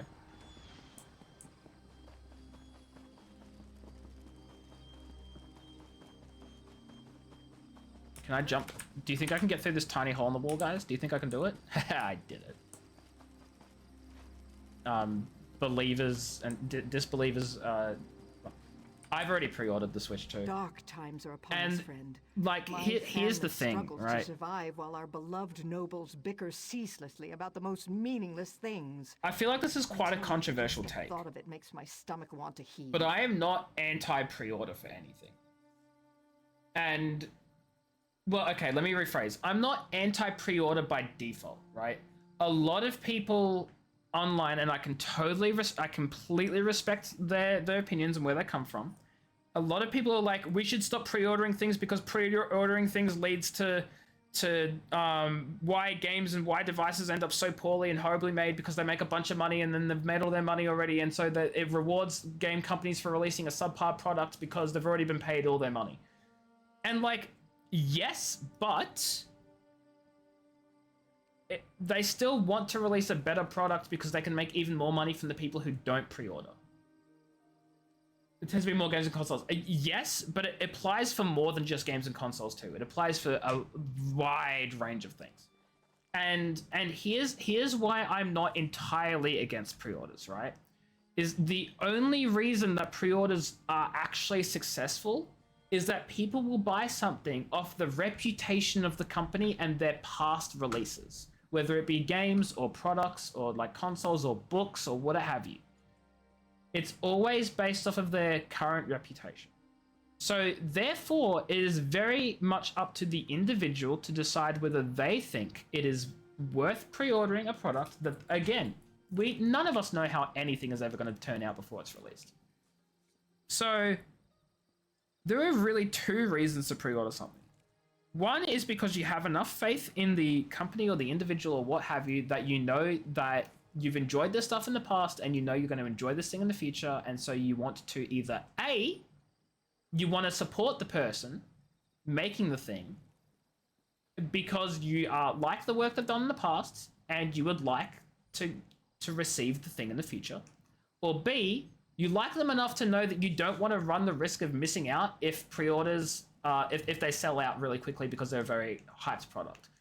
Either way, you've already decided that you trust the reputation of the individual. For a lot of people, that's enough to go off of, and that's so valid. Because let's be honest here, before the fudging existence of the internet, whenever you bought something at a store, there was no like option to like really like read reviews about something or to like go and hear how great an object was. You get word of mouth, and that was fudging it, right? If you wanted to buy a fridge, you can't try that fridge out beforehand. You can't see whether the fridge was really good and if it did its job. You're effectively buying the thing right then and there, hoping against all hope it works as advertised. And that's effectively the same thing with a pre-order. The only difference is that because the internet exists, we can see reviews and see what other people say about something. It gives them more information than they otherwise would have had because you can see a wide range of reviews about whether a product is good or not. That is not something that was around before the internet. You get word of mouth and that was it. So there's nothing wrong with pre-orders because the whole concept of, oh, but you don't know if something is good, so why are you buying it before it's released? That's how the world used to fudging work with everything. You want to buy a book, you don't know if that book's going to be good Once until I you've read complete it, all these minigames, you'll and you never can't have read to it hear after this the music fudging ever again. before you buy it. Like, literally never again. Okay, fam, thank you for Please this no day sub. one patch for this sub. Please, no day one patch. So unfortunately, there will be a day 2 patch coming really quickly, actually. No, I'll get to that next, Mitch, because that is a fair point. There's a second part. But my point is, with pre-ordering, is that for very few products can you actually try something before you buy it. So you don't know how anything's going to be before you've bought it and used the object itself. So why people are getting up in arms and hating on everyone who pre-orders because you don't know if it's going to be any good. Do I know if clothing is going to be really good before I've like gone in and bought it? I guess I could try it on in the store, but like I don't know how other people are going to enjoy whether I wear it or not. Do I know that fridge is going to work before I fudging put it in my own house? No.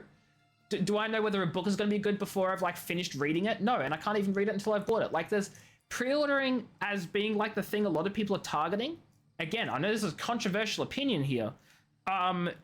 Is really just diverging from the actual problem that people have. They don't have a problem with pre-ordering. They have a problem with a lot of companies, especially game companies, because that's what the focus is on, making bad games and deciding they've made enough money so they're not going to make any fixes. Guess what, guys? You can get refunds whether you pre-order or not. The company's not going to make their money if you all decide to refund a bad product. You can refund if you've pre-ordered. You can refund if you've not pre-ordered. The metric here is not how many pre-orders they've sold. It's how much money they've had to pay back in refunds. So if you don't like a game, by all means, refund it. Don't, within refund rights and all that legal stuff, of course, but like, don't be all like, don't you dare pre-order something. Because I could pre-order it, or I could wait till 3 days after release. It doesn't make a goddamn difference. I still don't know if the product is good. And guess what? They're going to get their money, whether it's now or in 3 months. They're getting the money either way, unless I refund it. It makes no fudging difference. The only difference it does make is, again, you trust the company and the reputation enough to think that you've made a good decision for yourself and you expect to enjoy the game. And 2, if you pre-order it, their budget's just increased for finalizing the product. Or maybe the fudging developers or publishers have seen, oh, this looks like it's going to be really successful. People are excited. Let's put more effort into it to make sure it's good.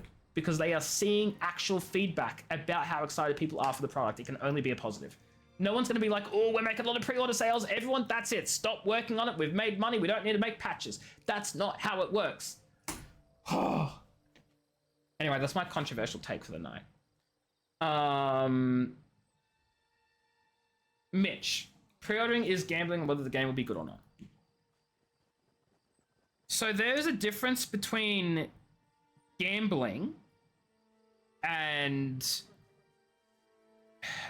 there's generic definition of gambling, and then there's like legal definition of gambling, right? Generic definition, sorry, we'll start with the legal definition. Legal definition of gambling is you spend money with the expectation that you will get guild invite. Oh, I know what that's for. So gambling with okay, you know what? This is gonna be. I'm just gonna say what the difference is, right, Mitch?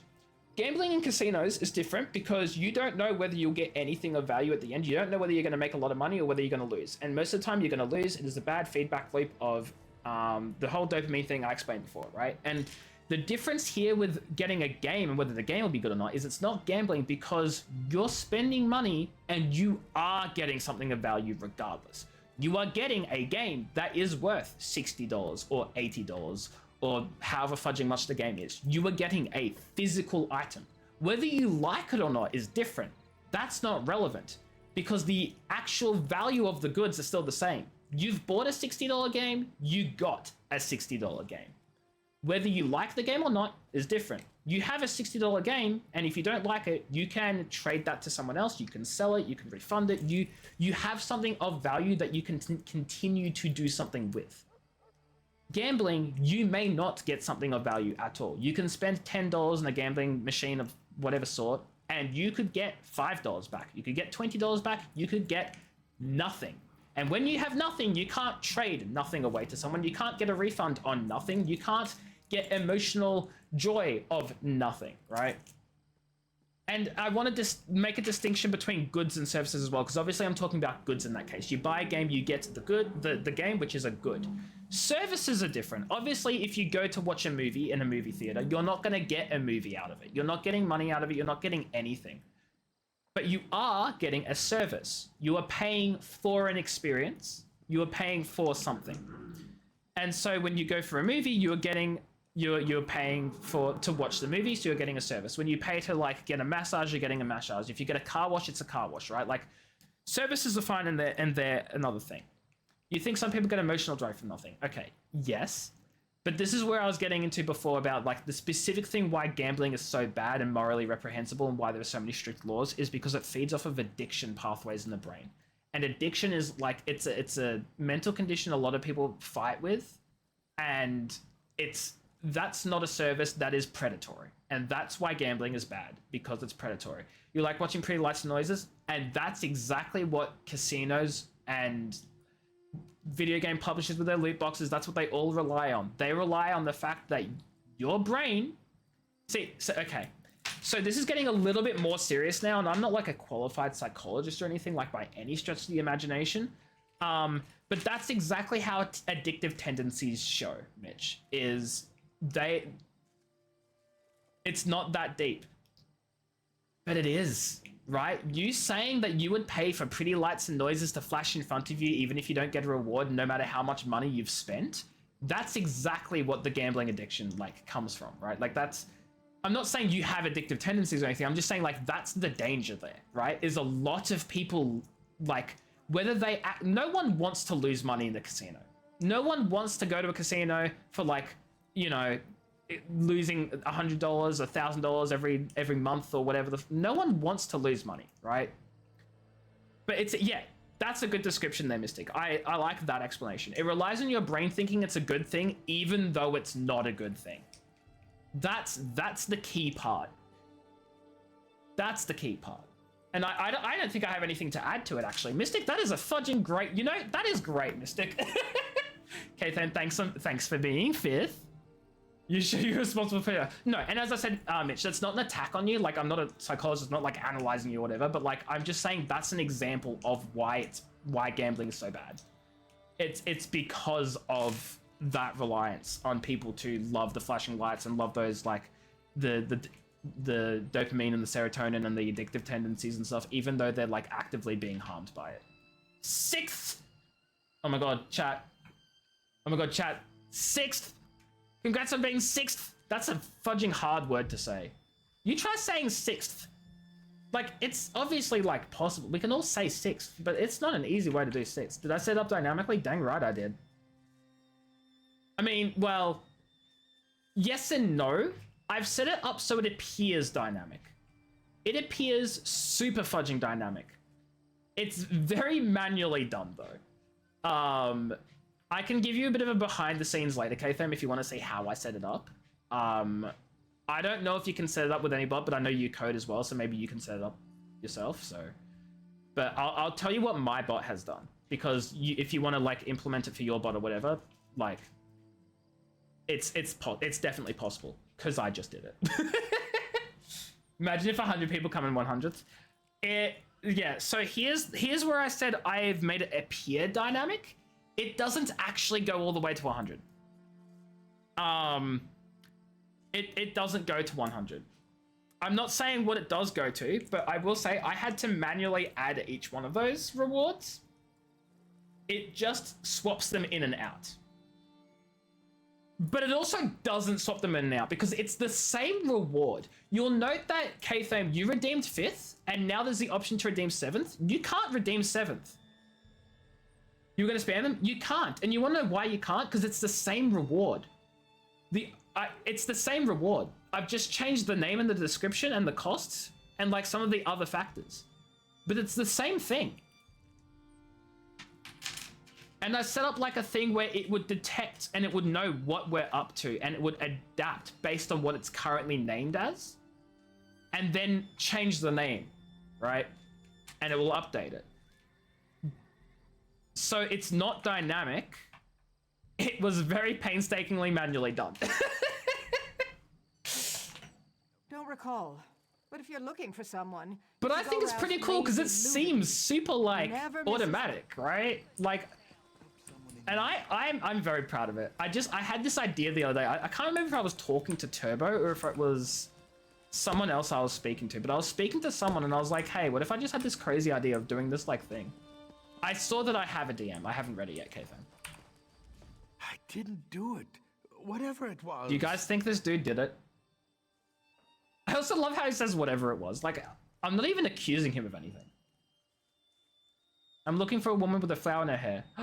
I have a flower in my hair. Oh, I might have seen them, sure. But maybe I didn't. Guilty? It's not so I mean, if he's guilty, we can intimidate him, right? See, here's the thing. I feel really bad being the bad guy in video games. So I see the intimidate option, and I don't want to do it. However, how fudging ever, I am not spending the giggity number of gold to make him tell me something. Do it. Yeah, I'm intimidating. Play with the controller. I do not think this game has controller support set up. Yeah, as I was saying before to fudging, I can't remember who it was. I was saying before to someone. It was probably Mystic. Controller doesn't work. Easy now, easy. I saw them, sure. Yeah, you'll get them back. You'll get them back. To the house behind me, but they ain't come out. I don't want no trouble from you, or them for that matter. I'm just trying to get by. Do it. Do it, Anakin.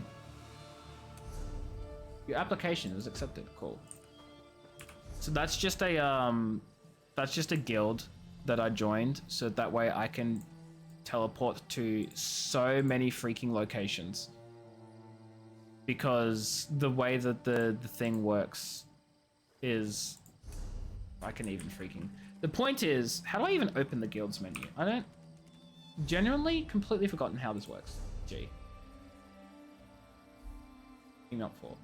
So if you'll have a look at the roster, there are this many people online, and you can just travel to, like, if you have like a list of players that are online, you can travel to their location for free. So I downloaded this plugin that lets me use the list of guild members so that I can teleport to a range of locations for free rather than having to pay a cost. Is essentially what I've done, for those of you who care, which is probably not many of you. You're okay with the RNG when it's not a grind just to get a single spin? Yeah. That's the other thing, right? Is it's not gambling. If it's a RNG drop chance loot table type thing, all sorts of MMOs rely on it. The problem isn't in with gambling in that case. The problem then is with the same addictive behavior of doing activity in game to get reward. I'll handle that. Right? I do love playing with locks. And that's a different type of like analysis to go down that I do not have the fudging. I just don't have the freaking motivation nor the understanding to really go into that in depth because I didn't study that. Whereas I did study like a bit of psychology and understand gambling, like at least to like a little amount. RNG in video games still like revolves around the same like reward pathway of, you know, dopamine, serotonin, get your like a little low chance thing, and bam, you've got the thing, you feel rewarded, and it still relies on that same pathway. The difference is you're not spending money, it's just time and effort in the game. And that's comes the other problem is addiction is still a thing. People can absolutely get addicted to video games. And I feel like that's probably not surprising to a lot of people. A lot of people know that video games can be incredibly addicting and people can have a problem with video game addictions, especially MMOs. And you want to know why they're so prominent with MMOs as well? It's because they rely on that fudging loot reward pathway. With the loot, with the gearing, with like getting better stats and better equipment and just improving your character and like really, like, it's the same thing. It's just you're not paying money instead. Exactly. It's very similar to gambling, but it's different because it's not done in the same way, and also the barrier to entry with having to spend a lot of time makes it less of an issue for the wider population. It is still absolutely an issue with for people with addictive tendencies, because you can get addicted to video games and it can still ruin your life. And I mean, let's be honest, you can get addicted to a lot of things in life. There's so many things in life you can get addicted to. You can get addicted to caffeine. You can get addicted to alcohol. You can get addicted to sugar. You can get addicted to video games. You can get addicted to gambling. It's all the same thing. The problem is the addiction. Also, gambling is bad too, because even if you're not addicted, they still take money from you, and that's just like extra bad to me, but it's all bad. And I'm addicted to yapping. I get it. Yep, that's...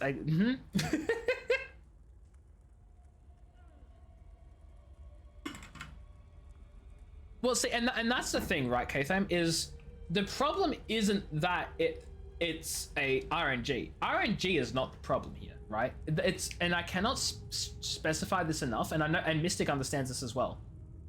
The problem isn't RNG's existence. The problem is the reliance on that same reward dopamine pathway that is neurologically fudging within all of us, right? That is the issue. And it will happen with everything. Many of the structured caches, consequences, and grander scales, cisterns, and other things for open distribution. Oh fudge! Wait, I'm gonna need to know this for a puzzle chat. I actually need to read this. There is a cistern, and I'll probably have to get through it. I need to open both sluice gates, then turn the wrench. And then close both of them and turn the... Oh, it's not a puzzle at all. It's just saying to open the thing, to close the thing, that you close the thing. That's literally it. You like games that give RNG and a grind option for the same items. I agree. I actually think that's the best of both worlds, right? Because you can absolutely spend all your time grinding for something. And hear me out here. I think it's actually, like, there are two... Let's just use Mystic's example of there are two ways to get something. You either rely only on RNG, or you rely only on you have to grind a thing for ages and ages and ages, and you finally, at the end of all this time and effort, you get a reward.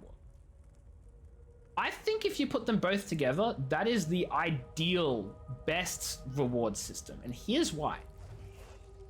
If you do just the grind system and nothing else, it sucks for players that do not have the time and energy to spend hours upon hours upon hours upon hours upon hours of their own free time just to get, like, to grind this one stupid thing and get a reward, even if they don't enjoy it. But if they don't want to do that, they don't get any reward, because that's the only way you can redeem anything is by grinding your stuff. The alternative is if there's the only way is to do RNG, where you may spend fudging all your time grinding as much as you want, but at the end of the day, you have no say in what reward you get. You'll just get trash upon trash upon trash, and maybe if you're lucky, you'll get something good, but it'll mostly be trash because that's how RNG works. But if you put both systems side by side, what you end up with is the opportunity for players who want to grind because there's a specific reward they want to get. They can put that time into that if they want to. Alternatively, if they don't have the time to do that, they can just do a little bit of effort to get that RNG reward, and maybe they'll get something good. Maybe they won't, but they'll get something at the end of the day, whereas if they had only the option to grind, they would have gotten nothing, because they don't have the time. So by putting the option there, it helps both players out. They can both get something, depending on how they want to play their own video game. That's just perfect to me. I like that, and I will die on this probably controversial hill. That's it. There's no cistern here, guys. There's no cistern here.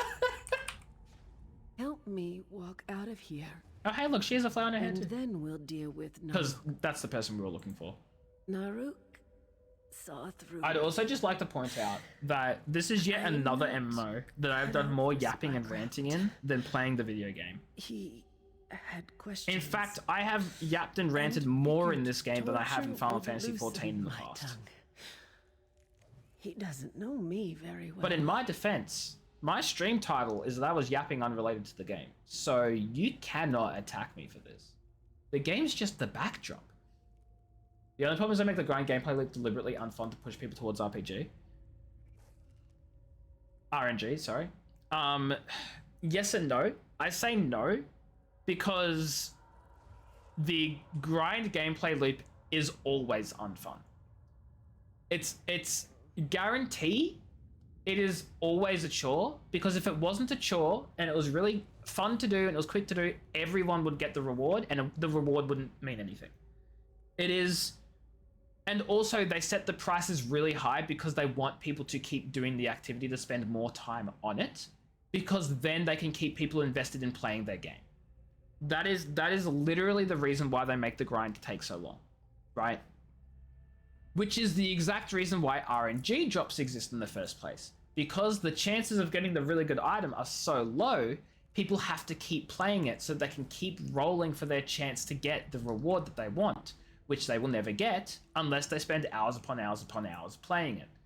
Which is why I think having both options is good, because you're going to be spending a lot of time getting the reward you want either way. The difference is for those people who don't have the time to get the reward they want, the RNG path is still available for them to get something, or they can spend a little bit of the time to specifically buy the cheaper and not as good reward options. But at least they get something and they can choose their path, and that's the key part there. No matter whether it's grindy or gameplay or whether it's RNG based, if you want a specific item, you are going to be spending a goddamn lot of time doing it. So whether the grind is unfun or not and it pushes people towards RNG or not, it doesn't make a fudging difference. This just makes MMOs sound like games aren't for you. See, okay, and that's fair. The only counterpoint I have to you, and I know that I'm not going to convince you to play an MMO. They're so not for you. And that's so valid, right? Perfectly acceptable. I'm just going to give you a different perspective here. And my perspective is that for most MMOs, that RNG grind gameplay loop, unfun RNG, gather all the materials just to get one reward thing, that is very specifically for end game content. That is when you are already at the end of the game and you already have really good gear and you just want to kind of push yourself to get the gear that's like 2% better or like 0.5% better. Something that's like the smallest increase than the gear you currently have. It's not necessary to do if you just want to play casually. It is only there for people who really want to push top tier end game hardest stuff. You can, not even genuinely, you absolutely, every single MMO story, you don't need the grind at all. The story of MMOs, and this is true for pretty much 90% of MMOs that you can play, the story of an MMO is there to teach you the mechanics and to get you to the max level, to get you to the end game. Once you're in the end game, the story is over. That's when all you're doing are like the dungeons and your raids and your big end game content where you can still do, even casually, you can still do like normal difficulty raids and dungeons without doing all the grinding. The rewards you get from questing and just playing the game will be enough to get you started in doing that content. The grind is for when you're at the top end of the content and you're doing like really hard, high difficulty stuff where like the slightest advantage may push you towards the edge of completing that really difficult content.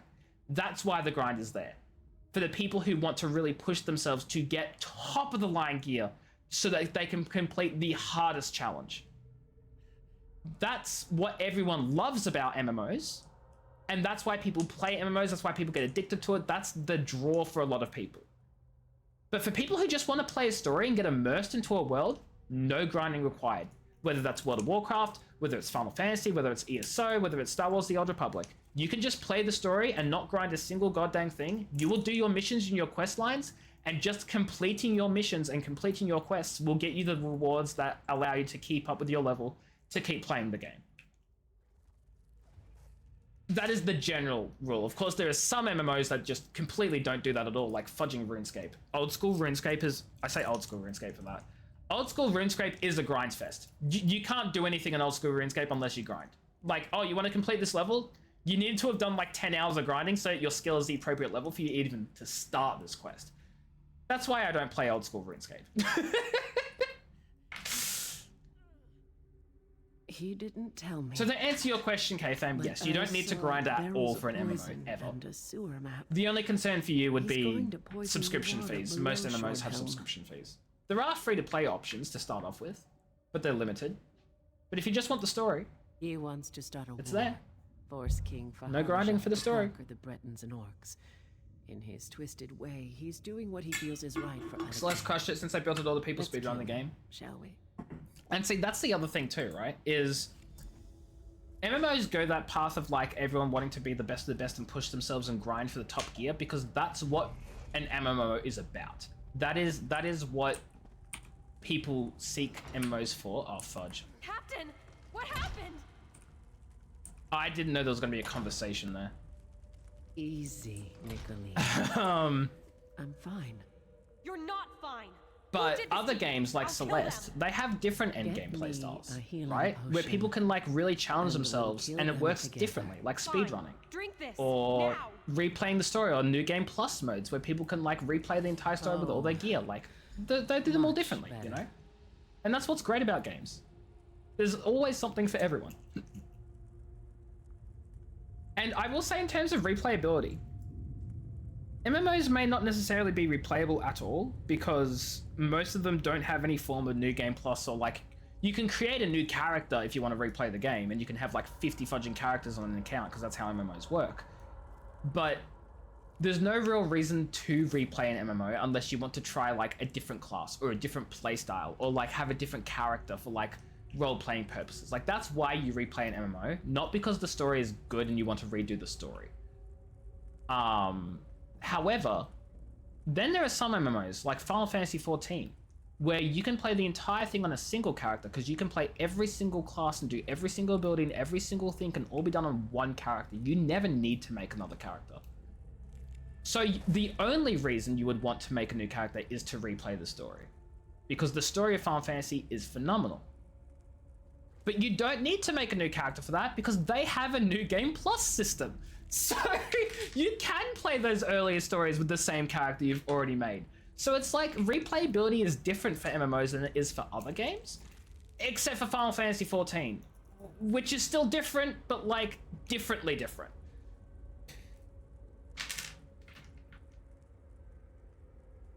That's, yeah, that's pretty much that explanation, if that makes any sense. Ah, that's better. The sewers beyond the fighters gate. But yeah, you probably know, I am such a big fan of MMOs. I've played so many of them, and they're my favorite type of game. I love MMOs. And it's mostly because I can sink thousands of hours into one and have a character that I've taken with me throughout years and years, and I will grow attached to that character because it was my character and I went on a personal journey with that character, you know? It doesn't mean I don't think it's worth asking anymore. No, that's fair, that's fair. I mean, look, short version, MMOs aren't really replayable. But you can. And there are reasons people replay them. But that's it. After him. We'll stop the poison. Anyway, I apologize for the longest fudging rant of, like, hold on. Aha! That probably means nothing. There's also an ad break starting, which is so funny. Because, I don't think I've even played the game since the last ad break. Oh no, the last, wait, what time? It's 8:40, okay. Once again a peaceful place, thanks to you. I think I'll stream for another like 20 minutes or so, and then after that I'm doing something with friends after stream, so I'm going to... Why can I not dismount? Because I forgot the dismount button. Lock the Oh cistern fudge, there gates. is a We'll keep them cistern! off the winch. Watch your back, Nicolene. I am. I'm also watching yours. Don't get cocky. Well, don't get dead. Don't get dead, guys. Remotely fun. Just don't get dead. It's quite simple.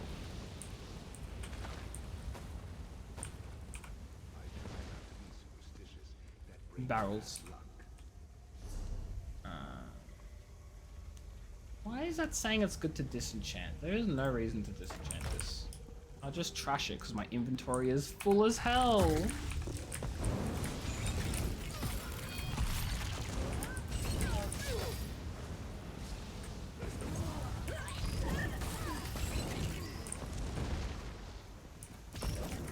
Have I ever RP'd on a server in my life? I've always been interested in it, but I have terrible anxiety, and talking to strangers, like interacting with strangers enough in the first place is like terrifying to do. Fudging role-playing with strangers is something I have always been way too fudging scared of. And it's really weird because as much as I love like D&D and like role-playing just with myself with these video games and stuff like that, is I feel incredibly vulnerable doing it around strangers. And it's something I've always wanted to get over because that's what I think is the most fun thing, is getting into character and pretending to like be someone you're not, and like role-playing. I've always found role-playing fun. But it's just such a vulnerable thing for me to do with people I don't know. I always feel like I'm going to be judged, or that I'm doing something wrong, or that I'm just going to be weird. And so I've never done it as much as I love to. I've only ever roleplayed with friends in like, with people I know. So I would love to, my dream would be to join like a role-playing like community or whatever and roleplay like in these sorts of games. But I've not done it, and so I don't have any tips as much as I wish I could share some.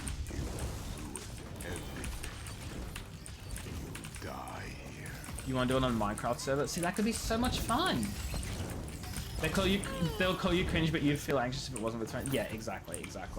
I mean, look, if they're good friends and they're good supportive friends and they know that you're going to be very like anxious and like, you know, a bit not sure about it, then they would be nice about it and not be like mean, calling you cringe and all that, right? Like, obviously they probably won't mean it, but they would respect that you're concerned about it, and they wouldn't like attack you while you're vulnerable, if that makes sense. But in terms of tips for role-playing more generally, because I have done a lot of D&D, is just go with it. You know, it's Look, as long as you're okay and you'll be fine with it, that's what matters, right? But what my tips would be like, just come up with just a concept. It doesn't have to be super in depth. It doesn't have to be like the most complicated backstory or character design or anything like that. It doesn't have to be. In fact, some of the best characters are such simple designs that don't have a backstory or have like 2 lines of a backstory. It's sort of like less is absolutely more in a lot of situations. Having said that, if you have a fantastic idea already for something that is slightly complex or there's a little bit to it, no reason to stop you going with that either. You could go with that as well, but don't feel like you have to, because there is nothing preventing you from making a character that is enjoyable and very like fulfilling to play and interact with. That whether it's complex or simple, it does not make a difference, right? Is an Aussie fisherman who just randomly ended up in Minecraft? Then go with it. That's all you need, right? You could absolutely work off that.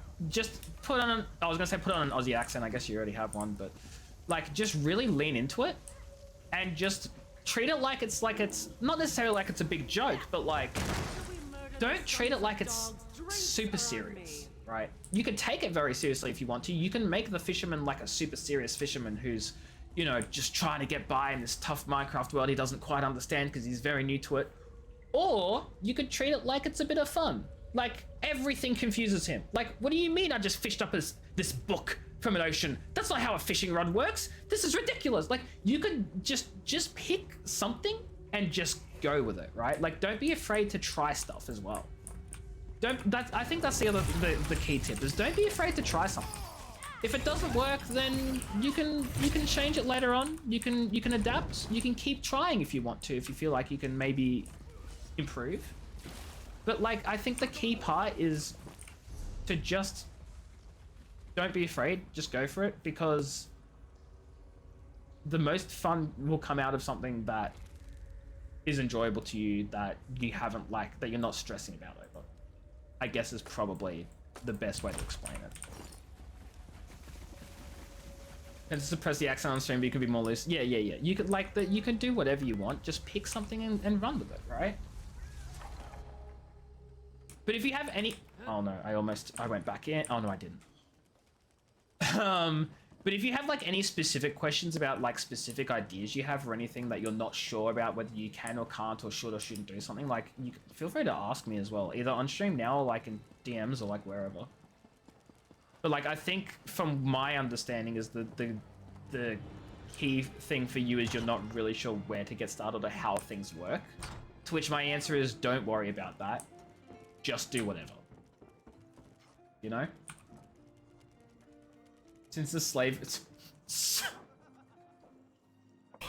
Oh, you know, just like I was just getting a little sick of the slavery route in Minecraft. You know how like when you play Minecraft, you just like you're a slaver. Like man, it's just so boring just being a slave owner, you know? I knew you'd be back. I also know Naruk is dead. Thank you. I know it's the villagers. I know it's the villagers. But like, you gotta put it better for Twitch, you know? Mystic, have you ever played Minecraft before? So what you can do is you can meet these little villagers, and there are 2 things you can do with the villagers. You can trade with them occasionally, you know, leave them alone, go back to the village, pass by every now and then, trade your loot with them. Or you can force them into a fudging minecart or a boat, trek them halfway across the goddamn continent to wherever your base happens to be, stick them in a fudging corner, trap them so they can't leave, and then literally use them purely for your own personal benefit and don't let them do anything of their own free will for the rest of the game.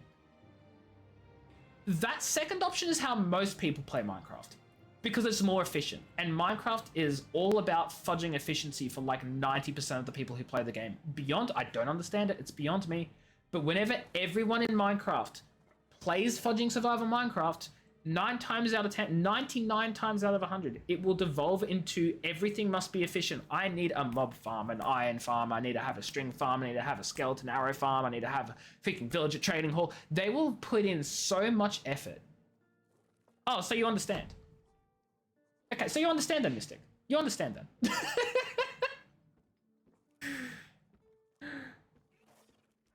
It's crazy to me. It's like, I get it though, because there's way too much fudging grinding in my... Actually, K-Thram, I would argue that Minecraft, that playing survival Minecraft and doing big projects has more grinding than the average MMO story playthrough. Again, I say story playthrough because once you get to end game, there is nothing grindy other than MMO end game grind. Nothing. Problem is you don't do big projects because of the grind. I get you. You try to get a big village, you can... Well, congratulations, Mystic. If you are trying to stuff them all in the building where they can't leave, you are also a slaver. Without Naruk, the children of Yakuta will crumble. No one can say King Faharaja did not deal them justice. The Daggerfall Covenant is safe, and so am I, thanks to you. Now, have a... Okay, I did this quest line. You kidnap villagers... Oh, I thought you were going to say you kidnap villagers for the greater good, and I was going to be like... The gear, and then clear the standard pipeline. And elytra, etc. So, this is going to be kind of, again, super controversial. Especially because I play MMOs, and I do endgame raiding and dungeons in World of Warcraft. And I aim to do that in Final Fantasy once I get to current content. So this will be controversial. However, I don't like survival Minecraft because it is too grindy for me. I think survival Minecraft has too much grind, and I do not like it. Just to play the game. Just to play the game. Something to ride? So why is an MMO grind any different? Some of you may ask, especially K-Tham right now. Because the grind in an MMO is doing content I actually like doing. To get better dungeon gear, oftentimes you will just play more dungeons. Or you will do more raids. Or you will do a certain activity that will get you the crafting materials to craft your own gear. Or you will... Like, the point that I'm trying to make here is that the actual grind in an MMO is more enjoyable than me playing Minecraft. I've told you this perspective before? What, about how I prefer MMO grinds to Minecraft grinding? Surely not. Big projects still take less effort than MMOs due to MMOs having RNG in every single dungeon. Yes, yes, and that's exactly what I was leading into what I was saying there before, Mystic, is that while that is true, absolutely, I prefer the gameplay of an MMO grind. Because I'm doing something I enjoy doing. Even though Minecraft is more grind, it is less grinding. Vanilla Minecraft is boring AF. Yeah, how do I explain this? The Minecraft I like to play. Oh, it's over here. Oh, shoot, hold on. One of my add-ons hasn't loaded. No.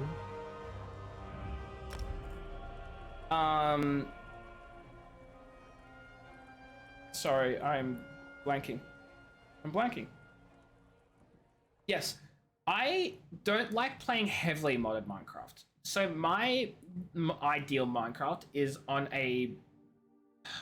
I don't think it's called Bucket anymore, because I think Bucket got shut down. Spigot? I don't know if Spigot's around anymore either, but like I like playing on Craft Bucket, Spigot servers, where there are no mods, but there are plugins. So I will play with mostly vanilla Minecraft, but the plugins change the game. That's how I preferred my Minecraft, because it wasn't like crazy modded, like 50,000 new blocks and all sorts of different mechanics. It wasn't anything like that. It was still, it looks vanilla, but with added increased functionality. I don't like modding Minecraft because I feel like it takes it way too far away from the spirit of the game, which is that there isn't a lot of content in terms of like blocks or in terms of like different things you can make. There isn't a lot of like blocks and physical things in the world. There's not a lot of variety. That's what I'm going for. The reason that I like Minecraft is that with limited variety of objects available to you, you can create infinite possibilities. And I feel like modding Minecraft personally removes the first part of that with the limited variety thing. You're adding in new stuff yourself that you then want to do. And I feel like that ruins the creativity for me. And again, as K-Tham said, I'm a very creative oriented Minecraft player. So a lot of my Minecraft that I enjoy doing is like making massive builds and stuff from what limited resources I have in terms of the different block types and the patterns and the like all that sort of stuff, right? So when I install mods to get more stuff, it sort of defeats the creativity purpose for me because I'm just adding stuff to get around the limitations, if that makes sense. Which is why plugins are different, and I like plugins is because they expand the functionality of Minecraft. Like, you can't make teleporting Stargate looking like portals in Minecraft. That's not a thing you can do. I mean, you've got your end portal, obviously, and your fudging nether portal, but like if I want to go from this island to this island with like a big, like, circular, like Stargate looking thing, I can build the cool looking Stargate, but it won't work, right? So I want to plug into bit like just have some water flowing in the middle and I can walk through the water and it teleports away. Like it looks the same and the builds are all the same, but the functionality is just added and it's slightly different. That was a really bad example, but I think I made my point.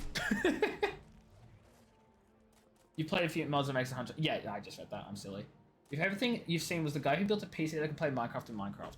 I've not seen the playing Minecraft in Minecraft. I've seen people like play Tetris in Minecraft, and I've seen someone like make a working phone within Minecraft that they used to like call Pizza Hut or something. I think MatPat did that for fudging game theory or something, right? Obviously he used a mod to make the phone actually function, but he still had to program it, you know? Like, I thought that was pretty cool. And I love people who do that sort of thing. Pixelmon mod? I was gonna say, you've mentioned the Pixelmon mod before, right?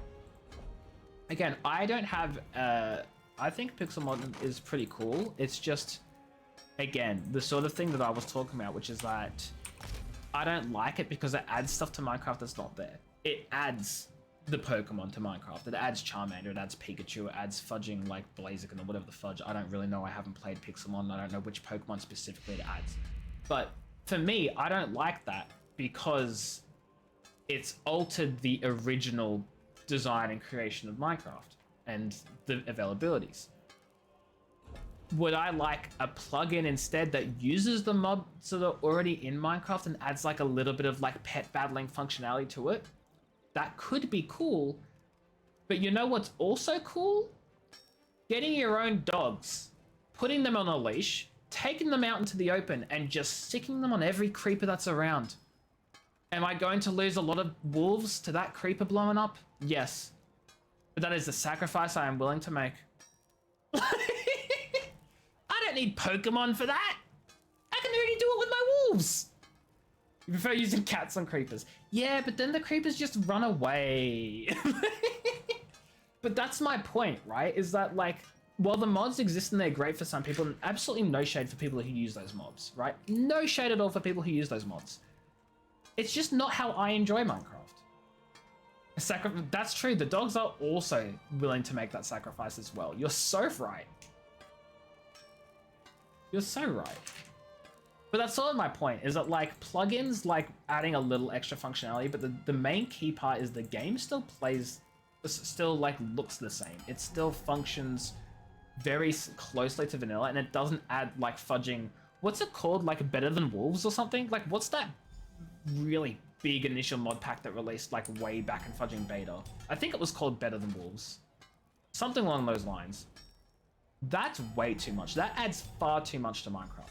Like that adds fudging electricity and windmills and all these fudging different things. And then you have like other mods as well that actually add functional like actual like electric blocks and like fudging like my problem with mods is you install a single mod and suddenly you have to learn like 3 months of like complicated video game mechanics and crafting recipes and all sorts of stuff. I just can't do that. You're just throwing stuff on me at that point. That's too far, you know?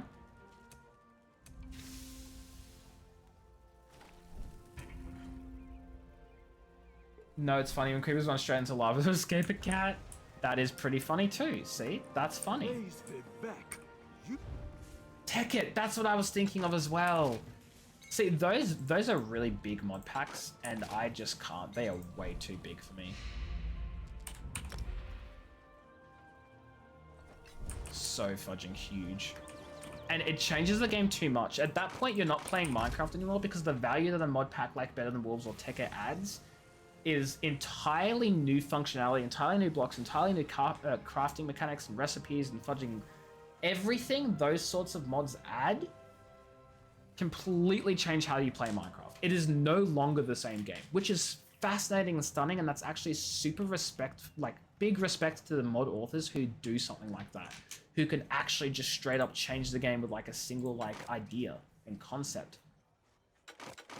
Huge respect, because that's fascinating to me. But for me, that's not Minecraft. It's not the same Minecraft, and it's not why I like Minecraft. It makes it too complicated, too difficult, and it's just not, you know? Feed the beast as well as another example. You're so right, Mystic.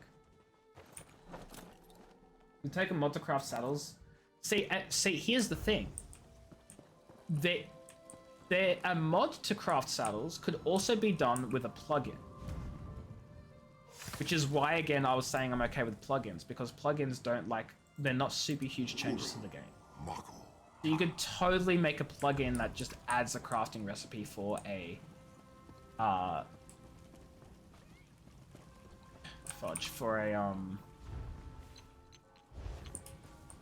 for a saddle. Like, you know what I'm trying to say. At that point, like, yes, you can do it in a mod, but I wouldn't consider it a mod because it's not at the same level as other mods, if that makes sense. It's been annoying to have to set up huge nether highways on multiplayer servers. Exactly. Which is, again, why I use, like, the portal plugin I was talking about beforehand. You don't need to have a massive, like, nether highway. You can still make one because they're pretty cool and they're really fun to make. But for me, it just becomes tedium after you've made it. Like, do I want to run 1,000 blocks for 5 minutes straight just to get from one base to the next? No. Is me making a little portal going to be any different? No. It just cuts back on 5 minutes of playtime. Sorry, not even playtime, running. Right? Waystones mod.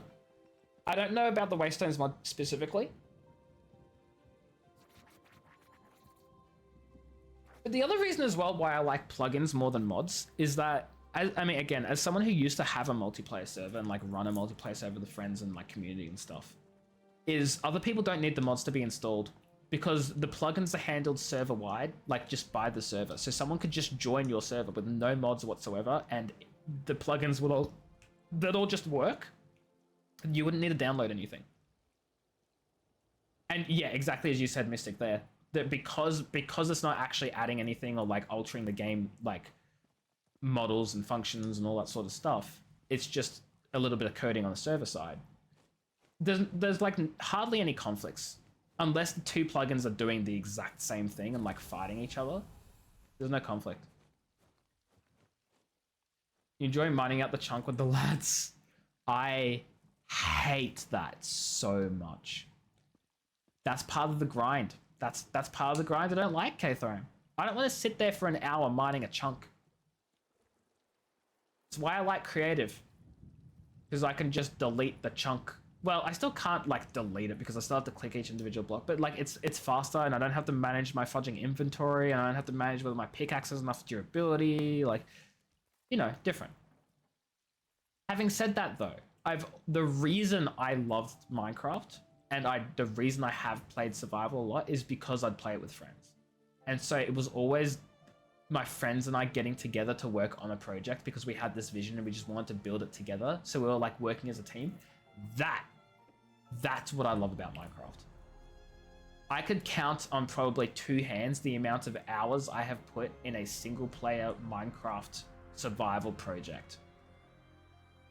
When I play when I used to play survival Minecraft solo, I wouldn't do anything big. I'd make myself a base, I would do essentially exactly what I'd need to get to the nether, and then I would proceed to not get to the nether. Sorry, not the nether, the end. And I'd proceed to not even make it to the end. I wouldn't even fight the end dragon. Because there's too much grinding involved, and I wasn't enjoying it because I wasn't doing it with anyone. I didn't like building massive structures because it was too much to go out and get the materials for it. It was just, I wasn't doing it with anyone, so I wasn't enjoying myself. So I never did any big project from like more than a couple of hours because it wasn't fun. But survival servers I've worked on some big projects there. And even bigger and creative. I wish I still had my creative world that I could show you guys. Maybe I do still somewhere. Maybe I should do a tour of like my old like multiplayer creative Minecraft world that I did.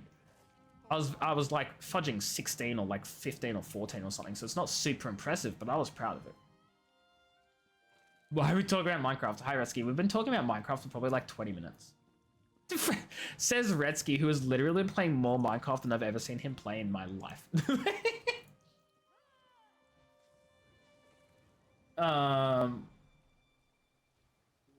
Yeah, you wouldn't like doing it exactly same as you, KTM. Getting together and doing it together is the fun part. I've just been too drained of doing survival at all, so I just don't do it anymore. Put out a new person in the server once because I just thought the server run was lagging and didn't load the chunk and fell in. It probably was lagging because someone probably made the most fudging intensive iron farm. And that's it. Server's destroyed just from that, you know? Never played it. Retsky, literally not even like a few streams back, you started talking about the fudging guy in your Minecraft server who was doing nothing but preaching the word of God or some nonsense. You cannot come at us like this with your lying nonsense. No, you're playing Crusader Kings? No, you fudging won't. Ah, fudge. I accidentally closed the thing and I didn't see what rewards I grabbed. Chat. Oh, Woodworker Survey Grotwood. Thank God for this. You should serve a religion for the RP. You totally should. Wait, Kathan, are you gonna do a thing where like your character is going to try and justify being put into Minecraft by saying it's like an act of a god or something like that? Is that what you mean? That would be so funny. You start worshipping this god you've literally like never like ever like worshipped before simply because it's the only explanation you can think of for why you've been chucked in the world of Minecraft.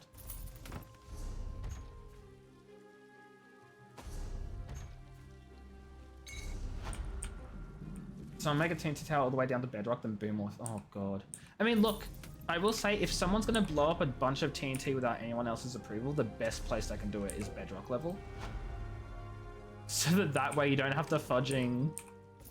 So that way you don't have to fudging deal with like any of your creations being destroyed elsewhere. Actually, does bedrock... Hold on. KFam, Retsky, you've been playing Minecraft recently. Is bedrock level still exist? Is it the same? Because I understand that they've like introduced like a below, like they've increased the negative coordinates. What happened with bedrock level? Did something change? Is there still bedrock? Is bedrock just at negative 64 now? What happened? You're thinking of giving that law, but given it's the first, you'll probably just roll with whatever. Yeah, fair enough, fair enough. I mean, you could also go with like, and this is the best thing about role playing and changing your character later on and stuff, right, K-Fame? Is that you don't have to come up with like a religious thing right now. You could just have no religion at all related at the moment. And then maybe later on he develops a religion because he's been thinking about how he got here. And maybe that's the only conclusion he reached, right? He doesn't have to believe immediately. You can like build that into your character too. They can change and adapt based on the circumstances of the world. Or like if anything else happens with the other people you talk. That's... The best part about roleplay is not just coming up with a character backstory and character idea, but how it evolves when you play with others. Dropped from 0 to 64. Okay, so there still is bedrock, it's just lower down then. They haven't like changed how that works. Because my other thought that I was like, is like, what if the bedrock's at the same level, but now there's a way to get below bedrock? But I was sort of hoping that wouldn't happen because that doesn't make sense. Yeah, in creative you can mine the bedrock layer. So I can't remember why I did, but in that first Minecraft server I made with friends, the creative one, I made this pit. It's just a 1x1 block all the way down to y equals 0. Because again, this was back in fudging, what, 2014, 2013 or something? 2012? I don't remember when. Long ago. And I just dug straight down to bedrock. We're all in creative, so like it wasn't gonna like harm anyone if they fell because we're all in creative. But people still fell down it on occasion, and they'd fall and they'd panic and they'd not react in time and they would die in creative in the void. It was funny. Anyway, we put a trapdoor on top of it and a little sign that said "Do not open trapdoor," and then we built a school next to it, and we left the hole in the playground. There is just a fudging hole all the way to the fudging void in the kids' playground. You there. The Ivory Brigade has need of you. Listen, creative Minecraft is so fun. Okay, you can create, you can use it to create your own story. Okay, like, oh man.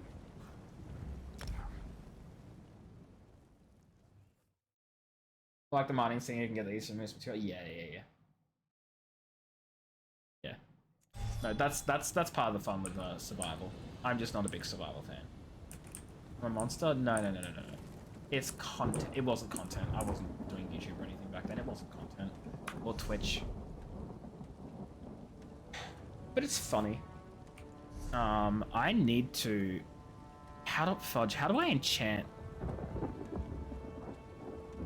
You don't have any... Oh no, I don't want to enchant. What do I want to do? Charge. I forgot how to charge. Oh, you just press F. Perfect. Okay. Anyway. I'm going to end the stream now. Because it's 9 o'clock and I have things I was going to play with friends tonight. But I hope you guys enjoyed the stream. I hope you guys enjoyed the yapping and the talking and me just having ESO in the background because it was just something for me to do. Bit of help and start doing cooking. Oh, I'm ending stream too, okay then. Don't even worry about it. Don't even worry about it. And just, yeah, end stream. We're gonna see who's live to rate. Used to be on the Pixelmon server that you eventually had to put a fence around your hole that you mined out. And wait, sorry, I'm zoned out of that. Oh, hi Turbo. Speaking of Turbo, used to be on the Pixelmon server. You eventually had to put a fence around the hole that you mined out and made a staircase to go down for. So it was a staircase, and people still walked down the staircase. K-Tham, you think you can be last? You think you can be last, K-Tham? That's funny. That's funny. Oh, K-Tham's got last game. You know what I should have done? No, actually, there's a reason I didn't do it.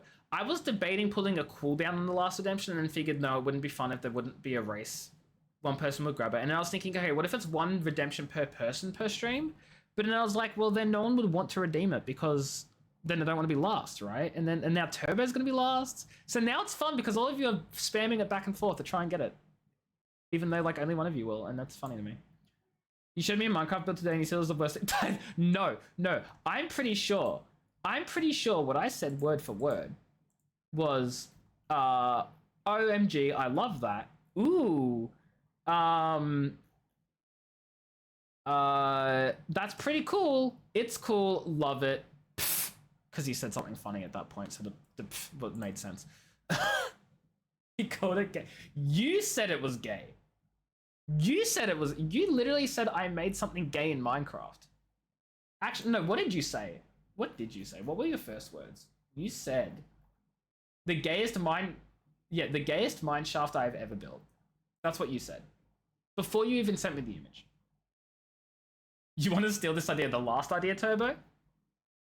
I will say, I should probably get rid of the bot's announcement at the end of every single one, because that's really annoying. That announcement is so annoying. Can I change it so it's not an announcement, that's just a normal message? Please tell me I can do that. Because okay. Change message. Chat, send a chat message, select. Okay, there we go, done. It's no longer an announcement. I did not steal it from anyone. What are you talking about, K-Tham? This was my idea. No, the bot still responds, it's just not an announcement. You had to put it on the fence to make sure people actually took the stairs instead of jumping down straight into... Oh, I see. That's so funny. Okay, who are we gonna raid tonight? Later is playing Repo. Chat, I've made my decision. Later is playing Repo. Repo is a game I want to get because I want to play it with friends because I feel like it could be so much fun. So, everyone, send the raid. These raid messages are going to immediately disappear from all the fudging spamming. If you're sub, send the top message, chat. If you're not sub, send the bottom message. Go send Later your love and support. She's a fantastic Australian streamer friend of ours who we love and support with like everything we do, and she does because she's really nice and awesome. She plays a lot of Final Fantasy 14. She plays a lot of other games too. She's a big Pokemon Shiny hunter. So yeah, just go say hi to her. She's playing Repo. I'll catch you guys in another time zone, another stream. If you're not part of the Discord already, I think you all are. There's a Discord link somewhere between all of your fudging last spamming that's going on right now. But until then, thank you everyone for being here. I appreciate you all for hanging out. Good luck to whoever gets last. I won't know who you are until the stream is over, and then you'll know. So we'll see who's last. And until tomorrow, have yourselves a great rest of your time zone. Take care, have fun, goodbye, don't die, or I will cry. I didn't put in the fudging raid message for Leitru, did I? I didn't initiate the raid. That's what I meant to say. Okay, well, now we're actually raiding Leitru. Has anyone even sent a normal chat message, or has it all been the redemptions? I feel like it's all just been the redemptions. It's just Mystic and K-Fam at this point.